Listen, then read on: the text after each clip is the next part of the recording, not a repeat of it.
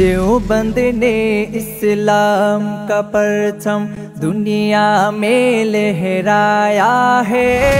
जुल्म सितम के दौर के अंदर हक का दीप जलाया है। देवबंद ने इस्लाम का परचम दुनिया में लहराया है। जुल्म सितम के दौर के अंदर हक का दीप जलाया है। देवबंद ने इस्लाम का परचम।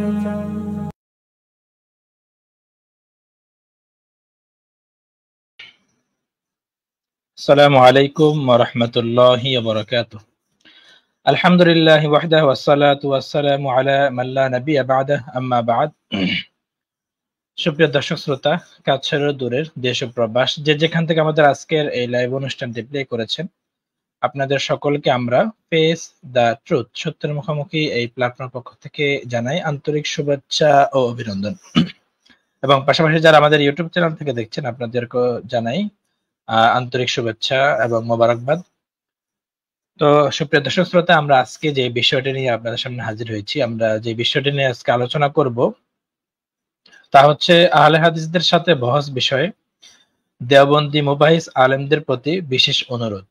আমাদের যে বড়রা রয়েছেন, আহলে হাদিসরা অনেক সময় অনেকেই আহলে হাদিসদের থেকে চ্যালেঞ্জ করে থাকেন। আলেম, গায়রে আলেম, তারপরে জাহেল, যেটাই বলি না কেন আমরা, গুগল বয়, পাগলু বয়, এই ধরনের অনেকেই চ্যালেঞ্জ করে থাকেন আমাদের ওলামা ইকরামদেরকে উদ্দেশ্য করে। তো সেই চ্যালেঞ্জের বিষয়ে আমরা কিছু অনুরোধ রাখবো আমাদের মুরব্বীদের কাছে। আমরা আমাদের দেওবন্দি মুবাহিস আলেমদের কাছে, আমাদের মুরব্বীদের কাছে আমরা কিছু অনুরোধ, কিছু আবদার পেশ করব ইনশাআল্লাহ তাআলা। তো আমরা পুরো লাইভটা জুড়ে আমাদের সঙ্গেই থাকবেন ইনশাআল্লাহ তাআলা। আমরা কিছু আলোচনা করব, আপনাদের মতামত জানাতে পারেন এবং আমাদের অনুরোধ ব্যাপারে এবং আমাদের আবদারের ব্যাপারে আপনারা আপনাদের মতামত জানাতে পারেন। আমাদের সাথে একমত পোষণ করতেও পারেন এবং যদি কোনো কমেন্টও থাকে তাও করতে পারেন ইনশাআল্লাহ তাআলা। তো আজকের এই বিষয়ের উপরে আলোচনা করবেন আমাদের প্রিয় ভাই মুহতারাম আব্দুল গাফফার খান ভাই। ইনশাআল্লাহ তাআলা আমরা সরাসরি আলোচনা চলে যাচ্ছি। জি, আসসালামু আলাইকুম রাহমাতুল্লাহ।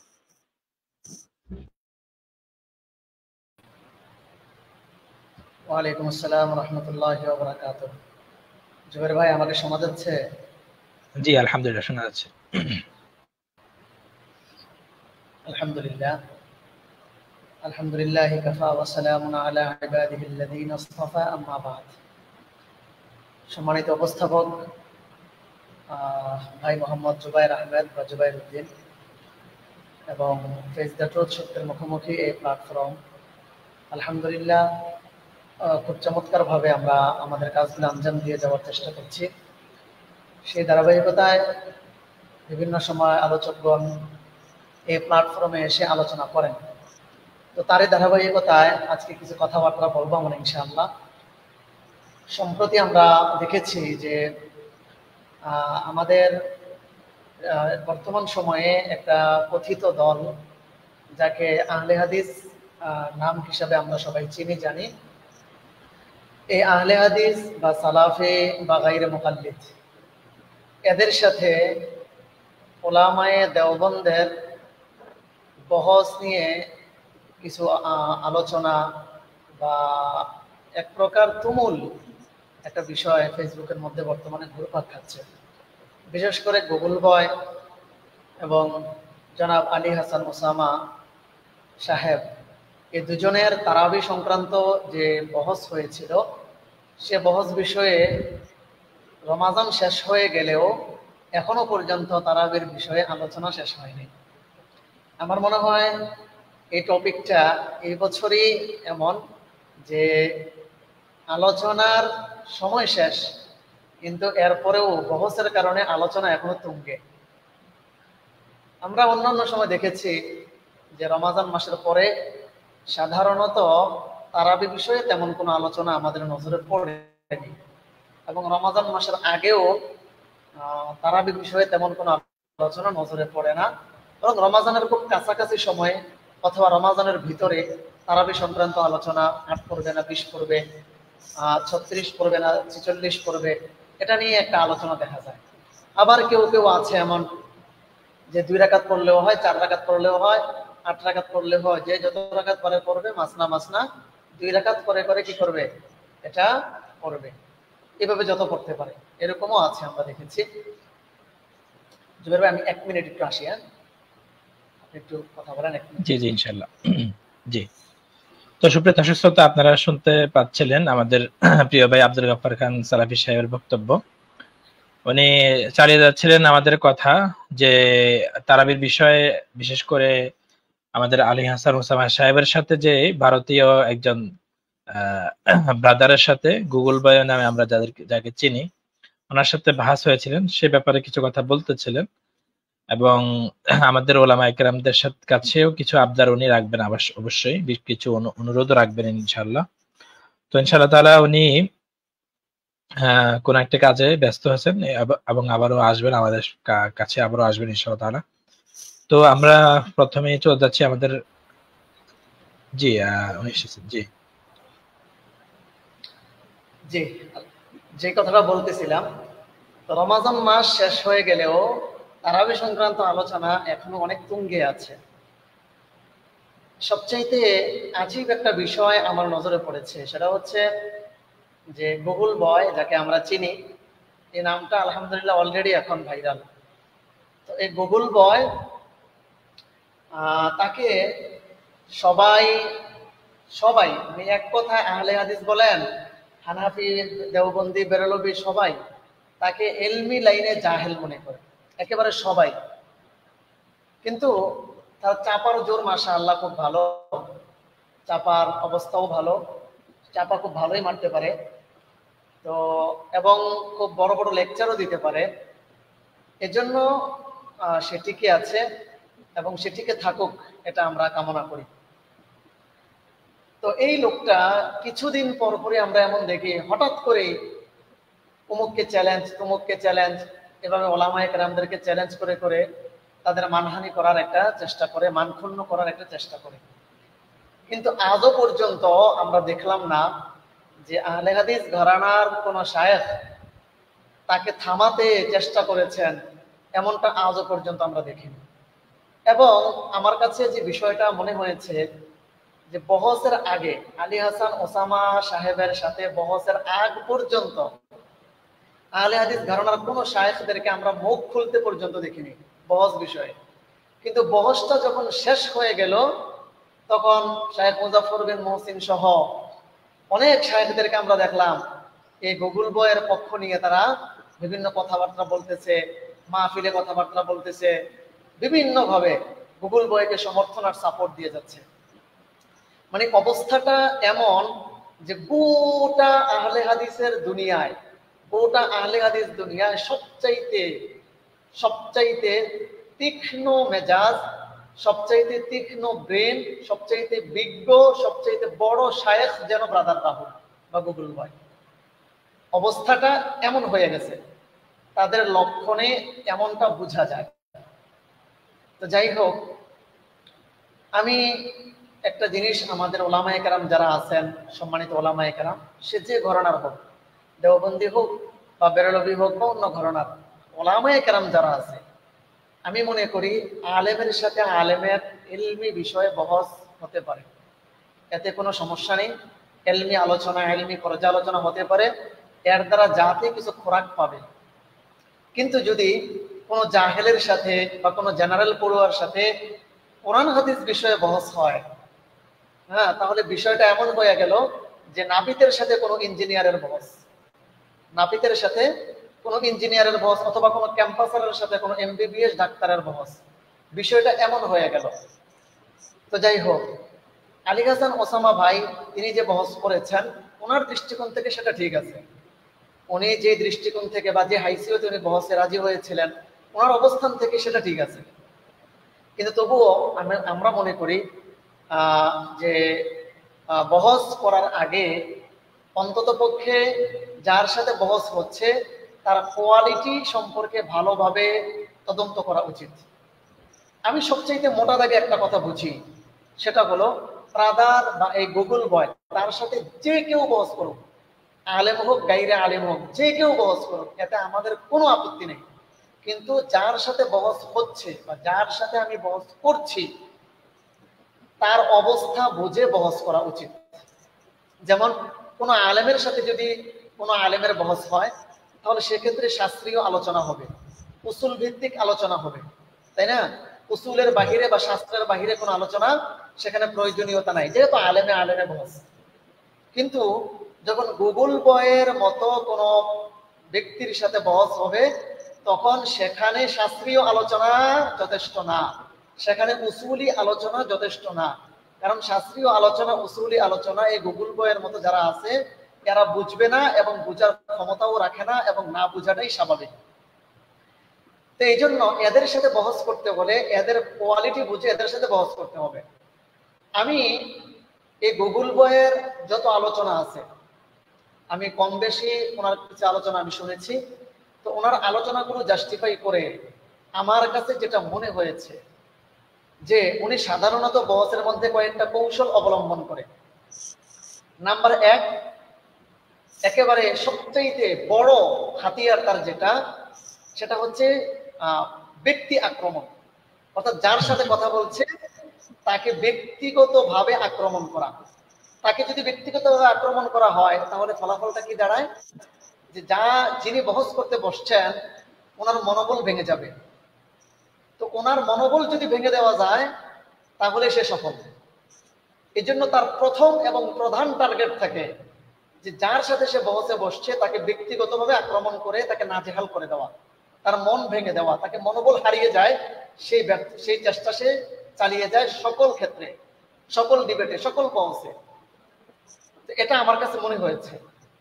তো এর সাথে যেই বহস করুক, যে ঘরানার আলিমে বহস করুক, ওই আলেমের জন্য এই ব্যক্তি আক্রমণ যদি করে তাহলে সেই আলেমের জন্য এটা প্রতিহত করার যোগ্যতা থাকতে হবে। রুহুল আমিনের সাথে, গুগল বয়ের সাথে যদি কোনো আলেম বহসে বসে তাহলে গুগল বয় যে ব্যক্তি আক্রমণ করবে, ব্যক্তিগত যে আক্রোশ সে সেখানে ঝাড়বে, সেটাকে প্রতিহত করার মতো যোগ্যতা থাকা লাগবে। নাম্বার 2, গুগল বয়ের দ্বিতীয় কৌশল যেটা আমার কাছে মনে হয় সেটা হলো টপিকের বাহিরে গিয়ে আলোচনা করা। টপিকের বাহিরে গিয়ে এটা কেন করা হয়? কারণ মূল আলোচ্য বিষয়ের বাহিরে গিয়ে যদি আলোচনা করা হয় তাহলে প্রতিপক্ষের যে দৃষ্টি বা যে ফোকাস সেটাকে সরিয়ে ফেলা যায়। যেমন উদাহরণস্বরূপ একটা টপিকের উপরে আলোচনা নির্ধারণ করা হয়েছে, এখন যদি হঠাৎ করে সেই টপিক থেকে বাহিরে গিয়ে ভিন্ন কোনো টপিক সেখানে ঢুকিয়ে দেওয়া হয় আর প্রতিপক্ষ বা যে আলেম তার সাথে বহসে বসেছে সে যদি এটা বুঝতে না পারে তাহলে আমি মনে করি এই গুগল বইয়ের সাথে বহসে বসাটা উচিত না। যিনি এটা বুঝবেন এবং এটা প্রতিহত করতে পারবেন যে সে টপিকের বাহিরে গিয়ে আলোচনা করতেছে, তাহলে প্রতিপক্ষের উচিত টপিকের বাহিরে যে আলোচনাটা করা হয়েছে সেই দিকে দৃষ্টিপাত না করা, কর্ণপাত না করা, বরং নিজে সেই টপিকের উপরে অটল থাকা। তো এই গুগল বয় এই কৌশলটা অবলম্বন করে যে অপ্রাসঙ্গিক কথাবার্তা, টপিকের বাহিরে গিয়ে সে বিভিন্ন কথাবার্তা সে এখানে কি করে দেয়, ঢুকাইয়া দেয়। এটা তার বড় আরেকটা কৌশল। তৃতীয় সবচাইতে ভয়াবহ যে কৌশলটা সে অবলম্বন করে, আমরা যদি এগুলাকে কৌশল না বলে অপকৌশল বলি তাহলে মনে হয় ঠিক হয়। হ্যাঁ, এটা একটা অপকৌশল বলতেই পারে না। অপকৌশল হয়তো আমাদের জন্য, আমাদের ক্ষেত্রে অপকৌশল, কিন্তু তার জন্য এটা কৌশল। অর্থাৎ সে বহসে জিতার জন্য সে কৌশলগুলি অবলম্বন করে, সে এই কৌশলগুলি অবলম্বন করে। তো এগুলো বোঝার মতো আপনার যোগ্যতা বা বুঝার পরে সেগুলোকে প্রতিহত করার মতো সেই দক্ষতা মুবাহিসের থাকা উচিত। তো যাই হোক, যোগ্যতা বলেন আর অপযোগ্যতা বলেন, কৌশল বলেন আর অপকৌশল বলেন, যেটাই বলেন না কেন এই দিক থেকে সে সার্থক, সে সফল। সে যে কৌশলগুলি অবলম্বন করে এই কৌশলগুলি অনেকে ধরতে পারে না। নাম্বার 3 সবচাইতে জটিল, সবচাইতে ভয়াবহ তার যে অবস্থান বহসের মধ্যে, সেটা হচ্ছে প্রতিপক্ষের দিকে শুধুমাত্র প্রশ্নের তীর ছুড়ে মারা। প্রতিপক্ষ কি দলিল দিল না দিল সেদিকে খেয়াল না করা, সেদিকে প্রক্ষেপ না করে সে প্রতিপক্ষের দলিলের উপরে এবং নিজে যে দলিল পেশ করেছে সেই দলিলের প্রসঙ্গক্রমে সে কি করে দেবে, শুধু প্রশ্নের উপর প্রশ্ন, প্রশ্নের উপর প্রশ্ন তার দিকে ছুড়ে মারবে, যাতে করে প্রতিপক্ষ নিজের দলিলের থেকে মনোযোগ নষ্ট হয়ে তার অপ্রাসঙ্গিক বা অহেতুক প্রশ্নের প্রতি মনোনিবেশ করে। আর এই কাজগুলি সে করে থাকে। এগুলা হচ্ছে তার সবচাইতে বড় কৌশল বহসের মধ্যে বা ডিবেটের মধ্যে। আমরা দেখেছি এর আগে আব্দুল্লাহ বিন আব্দুর রাজ্জাক সাহেব ওই যে সজল রোশন সাহেবের সাথে বহস করছে, সেখানে তো সে আমাদের ইজ্জত সম্মান সব ডুবাইয়া দিছে। আব্দুল্লাহ বিন আব্দুর রাজ্জাক সাহেব যতই বলা বলি করা হোক না কেন যে সজল সাহেবকে ঠকানো হয়েছে, হারানো হয়েছে, সজল সাহেবকে সজল রোশন সাহেবকে যেভাবেই হারানো হোক না কেন, যদি সে হেরেও থাকে তথাপি একটা সাইড আমি খুব ভালোভাবে খেয়াল করছি যে ওই যে আহলে কোরআনের সবচেয়ে বড় যে অভিযোগ বা সবচেয়ে বড় যে প্রশ্নটা ছিল তার কোনো জবাব আব্দুল্লাহ বিন আব্দুর রাজ্জাক সাহেব দিতে পারেনি। এবং রুহুল আমিন সে যখন এই যে নাস্তিক আসাদের সাথে যখন সে বহস করছিল, সেখানেও পুরা বহসটা যদি আপনি মনোযোগের সাথে দেখেন তাহলে দেখবেন যে সেখানেও তার ব্যক্তি আক্রমণের একটা অবস্থা তার সেই বহসের মধ্যেও ছিল। যদিও আমরা ওই বহসের মধ্যে রুহুল আমিন ভাইয়ের পক্ষপাতী ছিলাম, যেহেতু সেটা ধর্ম আর অধর্মের বহস ছিল, মুসলিম আর নাস্তিকদের বহস ছিল। আমরা যদিও এই দৃষ্টিকোণ থেকে রুহুল আমিন ভাইয়ের পক্ষপাতী, কিন্তু তথাপিও বাস্তবতা হচ্ছে তার প্রত্যেকটা বহসের মধ্যেই সে ব্যক্তি আক্রমণ করতে কখনোই ভুলে না। তার প্রত্যেকটা বহসের মধ্যেই সে টপিকের বাহিরে গিয়ে কোনো কথা বলতে সে ছাড় দেয় না। তার প্রত্যেকটা বহসের মধ্যেই সে প্রশ্নের তীর ছুড়ে দিতে কখনোই সে পিছপা হয় না। তো এগুলো হচ্ছে তার কৌশল। তো এই কৌশলগুলি যারা না বুঝে বা ধরতে না পারে, আমি মনে করি তাদের জন্য এটা উচিত না যে তার সাথে কি করা, বহসে বসা। আর সে চায় এটা যে আলেমদেরকে সে চ্যালেঞ্জ করুক, সে ভালোভাবেই এটা জানে যে ওলামায়ে কেরাম তার চ্যালেঞ্জ কখনোই গ্রহণ করবে না, অ্যাকসেপ্ট করবে না। তো সে চায় আলোচনায় থাকার জন্য, এটা আমরা আগেও বলেছি, সে চায় এভাবে বড় বড় আলেমদেরকে চ্যালেঞ্জ ছুড়ে দিয়ে সে যেন আলোচনায় থাকতে পারে, এইটা সে চায়।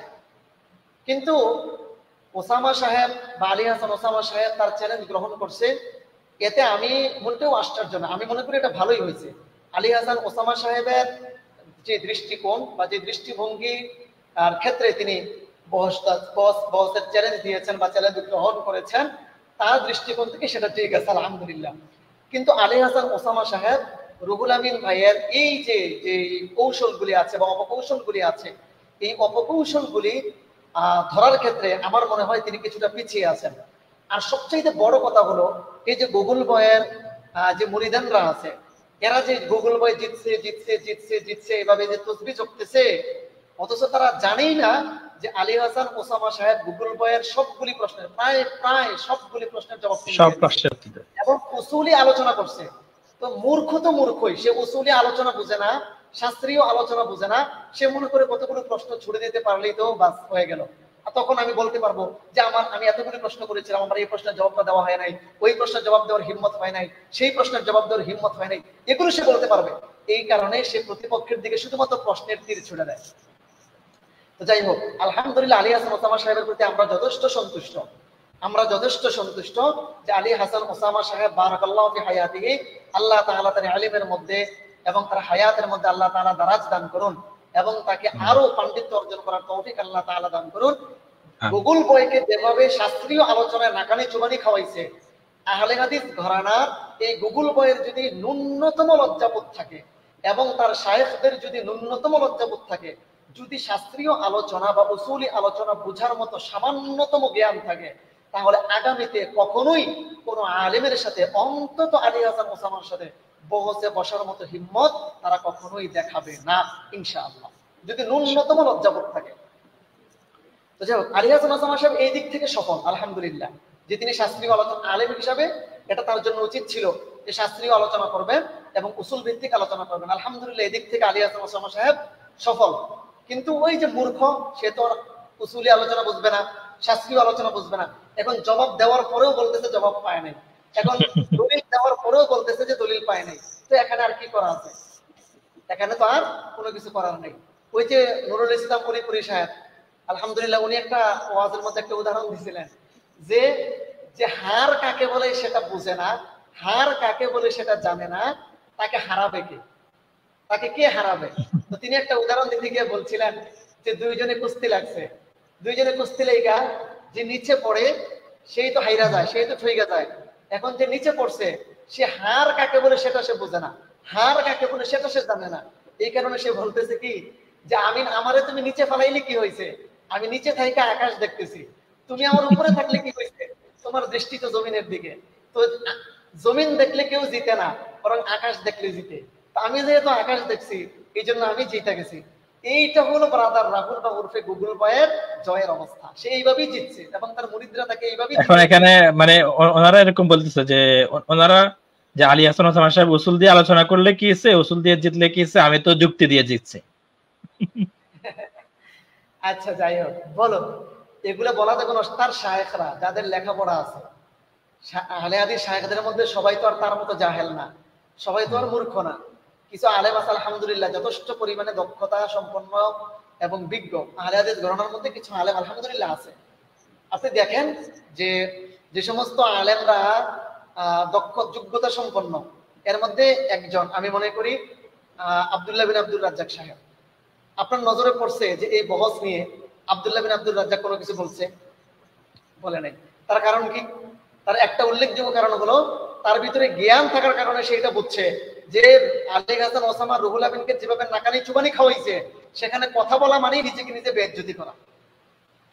যারা ভালো আলিম তাদের মধ্যে তারাও কখনোই এ কথা বলবে না মুজাফফর বিন মুহসিনের মতো জাহেলের মতো, এরপরে আরো যারা আছে ওই সমস্ত জাহেলের মতো জ্ঞানী আলেমরা, যদিও সে আলে হাদিস সাহেব, তারা কখনোই এ কথা বলবে না যে গুগল বই সে জিতছে, এ কথা কখনোই বলবে না। কারণ তারা শাস্ত্র সম্পর্কে জানে, উসুল সম্পর্কে জানে, মানা না মানা সেটা পরের ব্যাপার, কিন্তু তারা জানে। তো যাই হোক, আমি মনে করি এই বিষয়গুলি আমাদের জেহানে রাখা উচিত।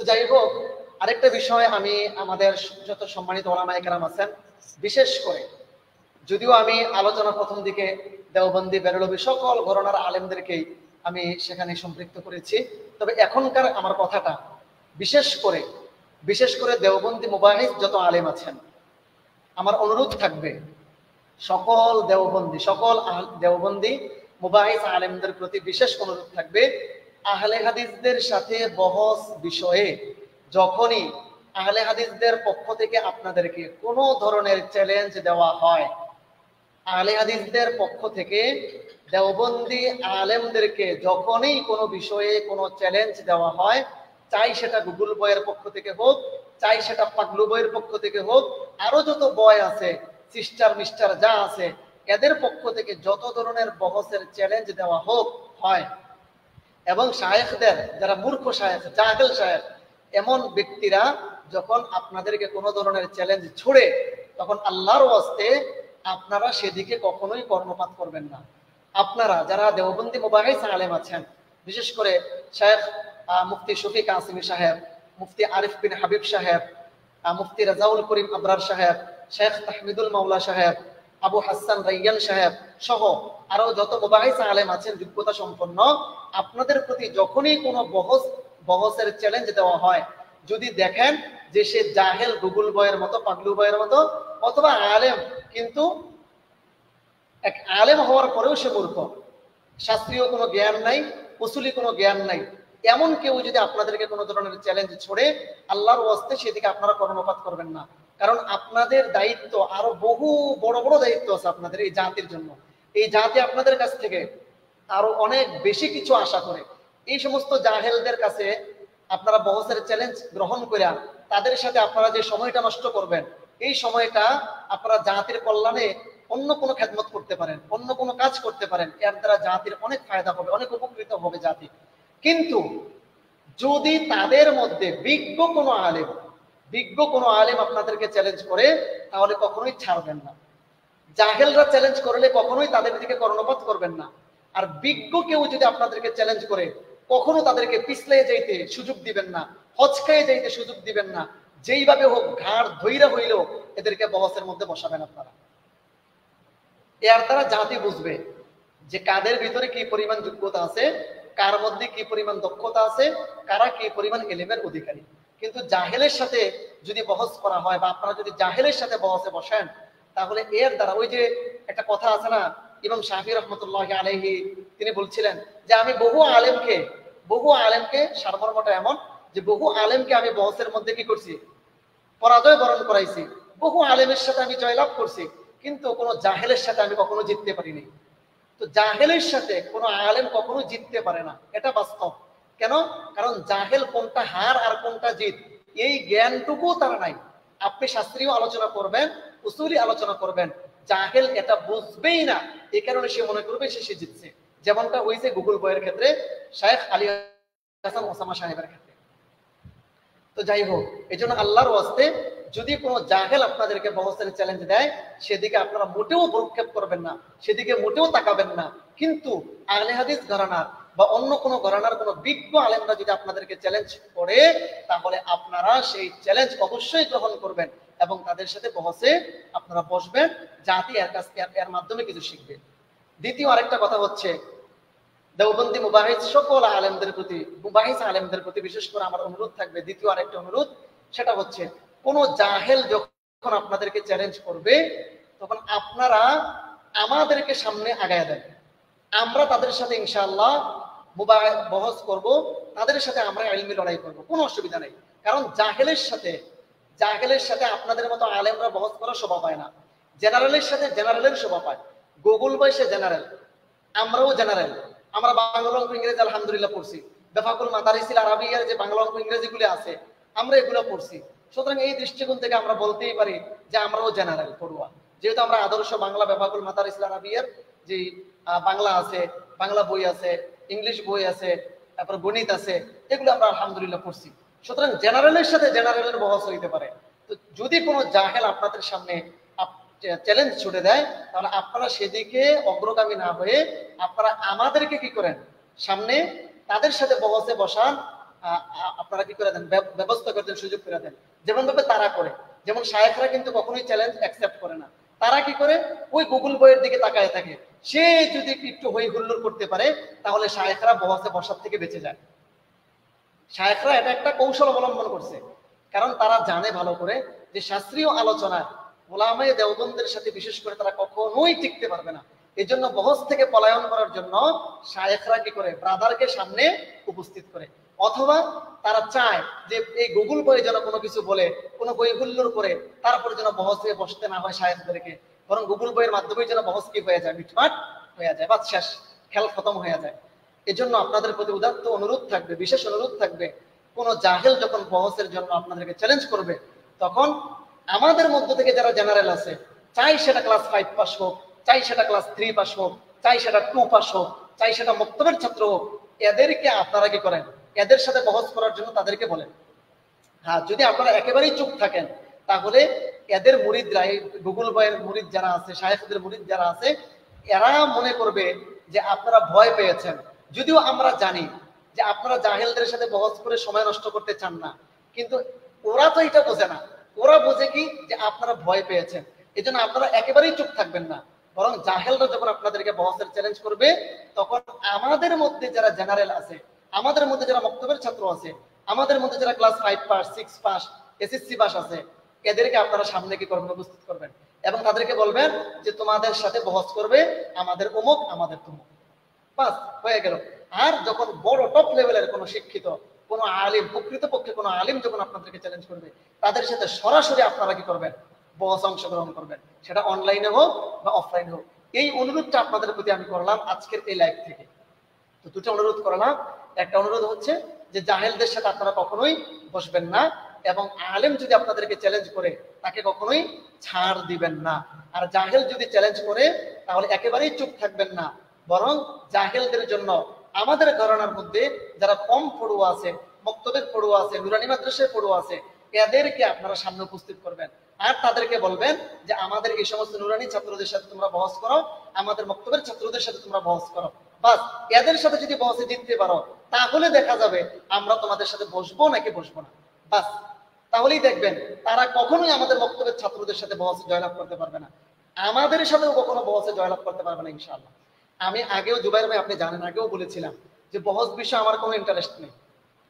আপনি জানেন, আপনি নিজে সাক্ষী আছেন যে বহু আহলে হাদিসরা আমাকে বহসে বসানোর জন্য বিভিন্ন ভাবে তারা লাইভে অংশগ্রহণ করে করে আমাকে বলেছিল যে আমি যেন বহস করি, আমি যেন বহসে অংশগ্রহণ করি, অমুকের সাথে তমুকের সাথে তারা ব্যবস্থা করে দিবে। কিন্তু আমার জবাব ছিল কি, যে বহসের দ্বারা কোনো ফায়দা হয় না, বহসের দ্বারা আমি কোনো ফায়দা দেখি নাই, বরং কাদা ছোড়াছুড়ি দেখেছি, এবং এই বহসের মাধ্যমে আমি কোনো কল্যাণ দেখি না, এই কারণে আমি বহস করতে আগ্রহী না। কিন্তু এখন বুঝতেছি যে এদেরকে এইভাবে ছেড়ে দিলে এরা সম্মানিত ওলামায়ে কেরামদেরকে বিভিন্নভাবে মানক্ষুণ্ণ করার চেষ্টা করতেছে। এই জন্য এদেরকে আসলে এখন থেকে এভাবে ছেড়ে দেওয়া উচিত না। আমি মনে করি যে বা যারাই আমাদের সম্মানিত ওলামায়ে কেরামদেরকে বহসের চ্যালেঞ্জ দিবে, আমাদের ফেস দ্য ট্রুথ সত্যের মুখোমুখি এই প্ল্যাটফর্ম থেকে আমরা যথাসাধ্য চেষ্টা করব তাদের চ্যালেঞ্জ অ্যাকসেপ্ট করার জন্য। আমাদের সাথে যদি বহসে জয়লাভ করতে পারে, এরপরে আমরা আমাদের সম্মানিত ওলামায়ে কেরামদের কাছে তাদেরকে যাওয়ার জন্য আমরা কি করব, পথ খুলে দেব, এবং আমরা বলবো যে ঠিক আছে, আমাদের সাথে যেহেতু জয়লাভ করতে পারছো, এবার তাহলে আমাদের শায়েখদের সাথে কি করো, লড়াই করো, যদি আমাদের শায়েখরা তোমাদের সাথে বসে বসতে চায়। কিন্তু আমাদের সাথে না বসে, মক্তবের ছাত্রদের সাথে না বসে, নুরানির ছাত্রদের সাথে না বসে, সরাসরি বড় বড় আলেমদের সাথে গিয়ে বহস করার এই দুঃস্বপ্ন, এটা সারা জীবন যেন তাদের দুঃস্বপ্নই থেকে যায়। এটা তাদের একটা হীন চক্রান্ত, যে ওলামায়ে কেরামদেরকে এইভাবে চ্যালেঞ্জ করলে তারা ভালোভাবেই জানে ওলামায়ে কেরাম চ্যালেঞ্জ গ্রহণ করবে না, জাতির কাছে আলেমদেরকে ছোট করতে পারবে।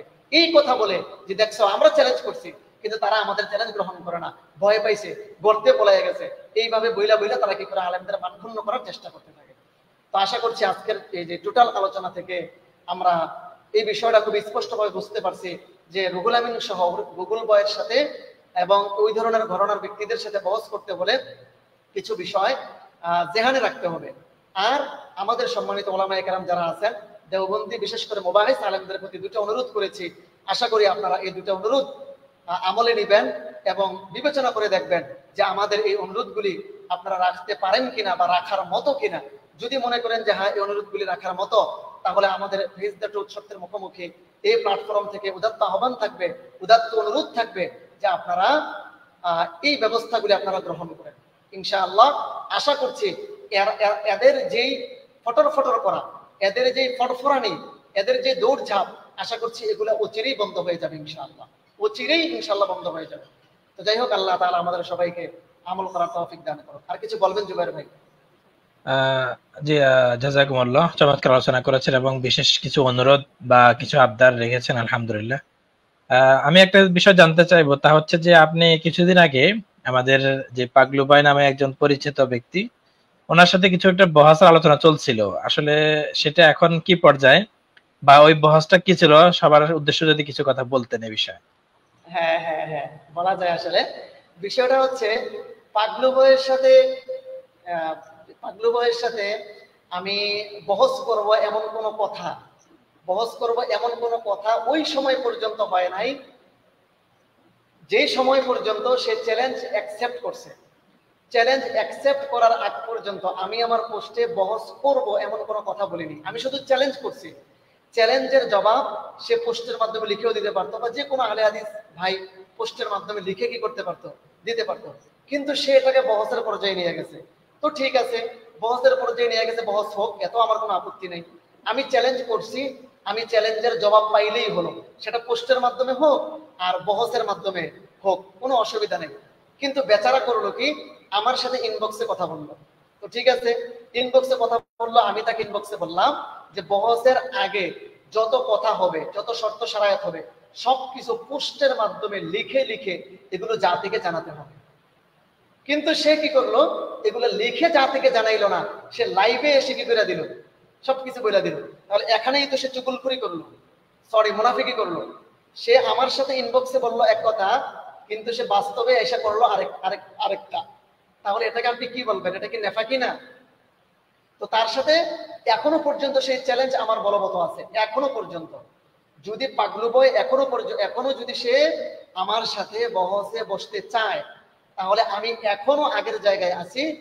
তার সাথে আমার যে কথা হয়েছে সেই কথা অনুযায়ী যদি সে সামনে আগায়, তাহলে অবশ্যই তার সাথে বহস হবে, এতে কোনো ধরনের সংশয় নেই আমার, আলহামদুলিল্লাহ।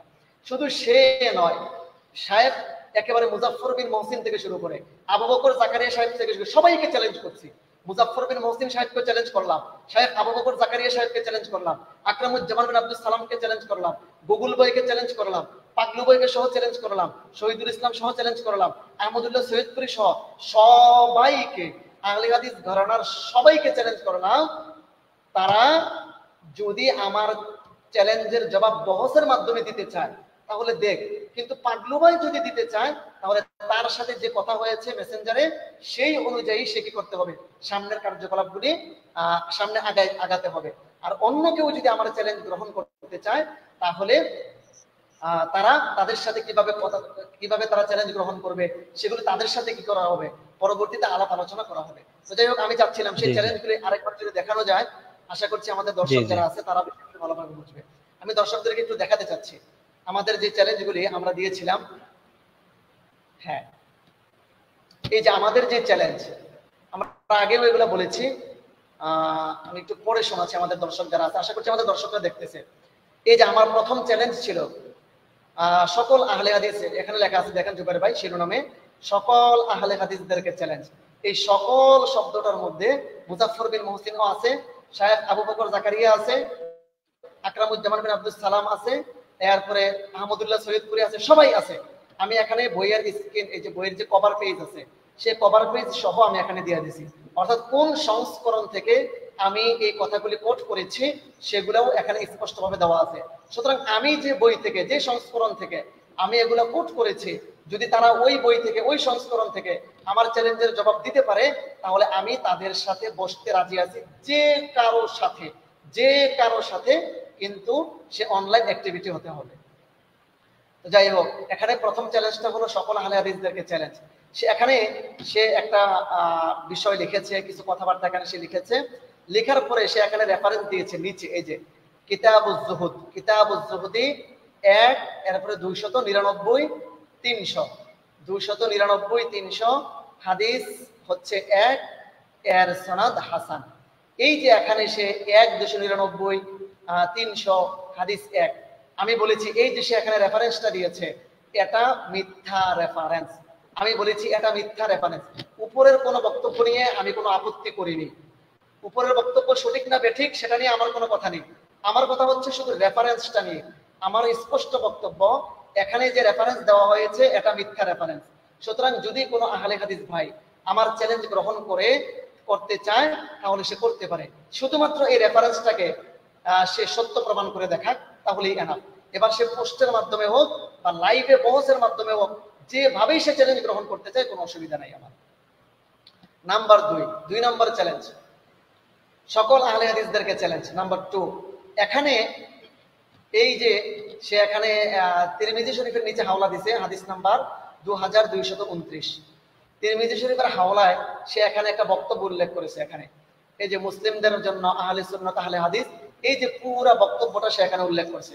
যারা আমাদের দর্শক আছেন আপনারা দেখতেছেন, এটা আপনারা নিজেরা পড়ে নেবেন। সময়ের যেহেতু লম্বা হয়ে যাচ্ছে এজন্য আমি সংক্ষেপ করছি, কিন্তু স্ক্রিনে আপনাদেরকে দেখিয়ে দিচ্ছি। এই পুরো বক্তব্যটা উল্লেখ করার পরে সে এখানে হাওলা দিয়েছে তিরমিজি হাদিস নাম্বার 2229। আমার স্পষ্ট বক্তব্য হচ্ছে তিরমিজি শরীফের 2229 নম্বর হাদিসে এটা নেই, এটা হাদিস নয়। স্পষ্ট কথা, এটা স্পষ্ট কথা। তিরমিজি শরীফের 2229 নম্বর হাদিস এটা নয়, এটা সম্পূর্ণ মিথ্যা কথা। চ্যালেঞ্জ করলাম, পারলে কেউ আমার এই কথা খণ্ডন করে দেখাক, আমার এই কথা কেউ মিথ্যা প্রমাণ করে দেখাক। এটা হলো 2 নম্বর চ্যালেঞ্জ। এবার আসেন নাম্বার 3। এই হচ্ছে 3 নম্বর চ্যালেঞ্জ। 3 নম্বর চ্যালেঞ্জের ক্ষেত্রে আমি বলবো, এই যে দেখেন এখানে লেখা আছে স্পষ্টভাবে, সকল আহলে হাদিসদেরকে চ্যালেঞ্জ। নাম্বার 3, 58 নং টিকার 2টি রেফারেন্সে মুহাম্মদ ইবনে ওমর নামে কোনো রাবী নেই। এই যে দেখেন এখানে নিচে 58 নম্বর টিকার মধ্যে এখানে কি লেখছে, মুসান্নাফ ইবনে আবি শাইবা হাদিস নাম্বার 1803, মুসনাদে বাজ্জার 1, 244 পৃষ্ঠা। এই যে সে এখানে যে রেফারেন্সটা দিয়েছে 58 নং টিকার মধ্যে 2টা রেফারেন্স দিয়েছে, আর উপরে 58 নং এই যে হাদিস সে যেটা উল্লেখ করেছে এখানে সে কি বলেছে আপনারা দর্শক যারা আছেন এখানে স্পষ্টভাবে দেখে নেবেন। আমার বক্তব্য হচ্ছে এই 58 নং টিকার যে 2টা রেফারেন্স সে দিয়েছে, এই 2টা রেফারেন্সের কোথাও মুহাম্মদ ইবনে ওমর নামে কোনো রাবী নেই। মুহাম্মদ ইবনে ওমর নামে কোনো রাবী নেই। যেহেতু মুহাম্মদ ইবনে ওমর নামে কোনো রাবী নেই, সুতরাং সে এখানে স্পষ্টভাবে কি করেছে, মিথ্যাচার করেছে। সুতরাং কেউ যদি চ্যালেঞ্জ গ্রহণ করতে চায় তাহলে সে গ্রহণ করুক, যে কোনো ব্যক্তি আহলে হাদিস ঘরানা, পোস্টের মাধ্যমে সে জবাব দিয়ে দেখ অথবা বসে লাইভের মাধ্যমে জবাব দিয়ে দেখ, আমার কোনো আপত্তি নেই। এটা হলো 3 নম্বর চ্যালেঞ্জ। এরপরে জুবাইর ভাই 4 নম্বর চ্যালেঞ্জ, এখানে দেখেন স্পষ্টভাবে লেখা আছে সকল আহলে হাদিসদেরকে চ্যালেঞ্জ 4, 32 নং পৃষ্ঠার খ ক্রমিক নম্বরের হাদিসের অনুবাদ মিথ্যা। এই যে এখানে সে একটা হাদিস উল্লেখ করেছে, একটা হাদিস উল্লেখ করার পরে এই যে খ নাম্বার হাদিসটা উল্লেখ করেছে রাকাহাতান বিসিওয়াক আফজালু মিন 70 রাকাহাতান বিগাইরি সিওয়াকিন। হাদিসটা ঠিক আছে না? যে বলবে আমার পড়া, আমার এখান থেকে খুব সুন্দর দেখা যাচ্ছে। হ্যাঁ, রাকাহাতান বিগাইরি সিওয়াকিন বলেছেন যে মেসওয়াক করে 2 রাকাত সালাত। দর্শক আপনারা এটা দেখে নিয়েন। তো এখানে সে কি করেছে, যেটা বলেছে আমার এখানে স্পষ্ট বক্তব্য হচ্ছে নিচে এই যে মিথ্যা অনুবাদ করা হয়েছে। চ্যালেঞ্জ করছি যে কোনো আহলে হাদিস ভাই আমার চ্যালেঞ্জ গ্রহণ করতে পারেন, এবং আমার দাবি হচ্ছে এখানে সে মিথ্যা অনুবাদ করেছে। কেউ যদি পারেন এই যে শায়েখ এমবিএম মুজাফফর বিন মহসিন, শায়েখ এমবিএম, এই যে ওনার এই অনুবাদটাকে সঠিক প্রমাণ করে দেখান, বাস তাহলেই এনাফ। ওনার এই অনুবাদটাকে সঠিক প্রমাণ করে দেখান। তাহলে সংক্ষিপ্ত নাম হচ্ছে শায়েখ এমবিএম এর কিতাব থেকে চ্যালেঞ্জ। শায়েখ এমবিএম মানে হচ্ছে মুজাফফর বিন মহসিন। এটা সংক্ষেপে বললাম। এটা আমি শিখছি কোথা থেকে, এটাও বলে দেই। এই সংক্ষেপ নামটা আমি কোথা থেকে শিখছি? আহলে হাদিস ভাইদের বহু বই আলহামদুলিল্লাহ আমার কাছে আছে, বহু। তো তাদের এই বইগুলোর মধ্যে আমি যখন পড়ি তখন দেখি যে ইসলামিক ফাউন্ডেশন, এটাকে তারা সংক্ষেপে লেখে ইফা। ইফা, ই দ্বারা ইসলামিক আর ফা দ্বারা ফাউন্ডেশন। তো ইফা লেখে, এর দ্বারা তারা বোঝায় ইসলামিক ফাউন্ডেশন। তো আমি সেখান থেকে এটা শিখছি যে নাম কি করা, অর্থাৎ সংক্ষেপ করা যায়। আমি সেখান থেকে শিখছি। কেউ চাইলে আমি এটার দলিল দিতে পারবো। তো এই জন্য মুজাফফর বিন মহসিন এর সংক্ষেপ হলো শায়েখ এমবিএম, অর্থাৎ মুজাফফর বিন মহসিন এমবিএম। এটা মানে হটকারিতামূলক বলছি না, মানে সংক্ষেপে বলছি সময় বাঁচানোর জন্য। আচ্ছা, তো এখানে দেখেন 5 নম্বর এখানে চ্যালেঞ্জ, সকল আহলে হাদিসদেরকে চ্যালেঞ্জ। এখানে 5 কোরআনের একটি আয়াত উল্লেখ করে 2 নং টিকায় সূরা মুহাম্মদের 10 নং আয়াতের রেফারেন্স দিয়েছে। আয়াতের অনুবাদ সম্পূর্ণ মিথ্যা। এই যে এখানে একটা রেফারেন্স দেওয়া হয়েছে 2 নং টিকার মধ্যে, আপনারা দেখেন সূরা মুহাম্মদের 10 নং আয়াতের রেফারেন্স দেওয়া হয়েছে। তো সূরা মুহাম্মদের যে 10 নং আয়াতটা উপরে উল্লেখ করছে, সেখানে যে তরজমা করা হয়েছে এই তরজমা সম্পূর্ণরূপে মিথ্যা। আয়াতের সাথে তরজমার কোনো মিল নেই। যে কোনো আহলে হাদিস ভাই চ্যালেঞ্জ গ্রহণ করতে পারেন, এবং চ্যালেঞ্জ গ্রহণ করে আপনারা এটা দেখাইয়া দেন যে হ্যাঁ এখানে অনুবাদটা মিথ্যা করা হয় নাই, বরং অনুবাদটা সত্য আছে। এটা কেউ দেখাইয়া দেন, বা কেউ যদি বহসে লাইভে আমন্ত্রণ জানান, এত আমার কোনো অসুবিধা নেই, আলহামদুলিল্লাহ, কোনো অসুবিধা নেই। এটা হচ্ছে আমার 5 নম্বর চ্যালেঞ্জ। নাম্বার 6 এখানে লেখা আছে সকল আহলে হাদিসদেরকে চ্যালেঞ্জ। শায়েখ আব্দুস সাত্তার কালাবুগি সাহেব, এখানে তিনি লাম লাম হায়াতা, এই যে লালাহা বা এটাকে কি বলবে, যাই হোক লাম লাম হায়াতা এবার বলি, তো এই শব্দে একটি হাদিস তিনি উল্লেখ করেছেন, অথচ এটা সম্পূর্ণ মিথ্যা। পৃথিবীর কোন কিতাবে এই শব্দে কোনো হাদিস নাই। এই হাদিস সুস্পষ্ট জাল। এই শব্দে হাদিস সুস্পষ্ট জাল, এই শব্দে কোনো হাদিস নেই। সুতরাং আমার দাবি হলো এই শব্দে কোনো হাদিস নাই, এটা জাল হাদিস, আহলে হাদিসদের বানানো। সুতরাং চ্যালেঞ্জ করছি, কেউ পারলে এই শব্দে হাদিস দেখায় দেখ হাদিসের কোনো কিতাব থেকে, আমার কোনো অসুবিধা নেই। কেউ যদি পারে এই শব্দে হাদিস কি করে দেখায় দেখ, চ্যালেঞ্জ এখনো আছে। এবং এগুলি যতদিন পর্যন্ত তারা তাদের সংস্করণে এগুলো সংশোধন না করবে, ততদিন পর্যন্ত আমার এই চ্যালেঞ্জ বলবৎ থাকবে। হ্যাঁ, যদি তারা কোনো সংস্করণে এইগুলা সংশোধন করে নেয়, সেই দিন আমি আমার চ্যালেঞ্জ থেকে কি করব, ফিরে আসব। আর যদি তারা এগুলো সংশোধন না করে, তাহলে যতদিন পর্যন্ত সংশোধন না করবে ততদিন পর্যন্ত এই চ্যালেঞ্জ বলবৎ থাকবে ইনশাআল্লাহ। এরপরে জুবাইর ভাই, যাই হোক এই 6টা আমরা চ্যালেঞ্জ এখানে দেখালাম। তো আশা করছি এই 6টা চ্যালেঞ্জ আমাদের যত আহলে হাদিস ভাই আছেন, যদি আপনাদের সৎ সাহস থাকে, মুজাফফর বিন মহসিন সাহেবকে বলছি, যদি বুকের পাটা থাকে, শায়েখ আবু বকর জাকারিয়া সাহেবকে বলছি, যদি পালানোর অভ্যাস না থাকে, আহমদুল্লাহ সৈয়দপুরি সাহেবকে বলছি, যদি পালানোর মতো অভ্যাস না থাকে, বুকের পাঠা যদি থাকে, সৎ সাহস যদি থাকে, যে চ্যালেঞ্জগুলি করছি, যেই সংস্করণ থেকে করছি, যেভাবে চ্যালেঞ্জগুলি করছি, ওইভাবে যদি চ্যালেঞ্জের জবাব দিতে পারেন, তাহলে দেন, বোঝা যাবে আপনারা আহলে হাদিস, বোঝা যাবে আপনারা আহলে হাদিস। অন্যথা এটা স্পষ্ট যে আপনারা হাদিস জালকারী, আপনারা মিথ্যা অনুবাদকারী, আপনারা কোরআনের জাল অনুবাদ করেন, আপনারা মিথ্যা রেফারেন্স দেন, আপনারা একটাকে আরেকটার সাথে নিয়ে ঢুকাইয়া দেন। এটা স্পষ্ট প্রমাণিত হবে। অন্যথা ভুল স্বীকার করেন, হয়তো ভুল স্বীকার করবেন, নয়তো চ্যালেঞ্জ গ্রহণ করে চ্যালেঞ্জের জবাব দিবেন। সারা আহলে হাদিস পরিবারের, সারা আহলে হাদিস ঘরানার সবাইকে এক বাক্যে চ্যালেঞ্জ করছি। এবার সেটা আকরামুজ্জামান হইতে পারে, আকরামুজ্জামান আব্দুল সালাম হইতে পারে, এরপরে মীর মুয়াজ্জম হোসেন সাইফি হতে পারে, শহীদুল ইসলাম হইতে পারে, প্রত্যেককে চ্যালেঞ্জ করছি। যদি মায়ের বুকের দুধ খেয়ে থাকেন, যদি বুকে পাটা থাকে, যদি সৎ সাহস থাকে, আমার এই চ্যালেঞ্জগুলি আপনারা কি করতে পারেন, গ্রহণ করেন। বহসে বসতে হবে আমি কথা বলছি না, বহসে, কারণ আপনারা তো সেলিব্রিটি চান, আপনারা সেলিব্রিটি চান নিজেরা সেলিব্রিটি হওয়ার জন্য। এগুলো আমরা বুঝি না মনে করছেন, আমরা ভালোভাবেই বুঝি।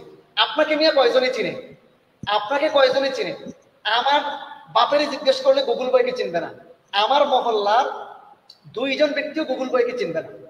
শুধুমাত্র তার কিছু মুরিদ আছে, এরাই তাকে চিনে, আর সে মনে করে সে সেলিব্রিটি। তার ফলোয়ার সংখ্যা কত জুবাইর ভাই? এই গুগল আমার এলাকা তো কোনো আলাদিসকে চিনে না। তার ফলোয়ার সংখ্যা কত?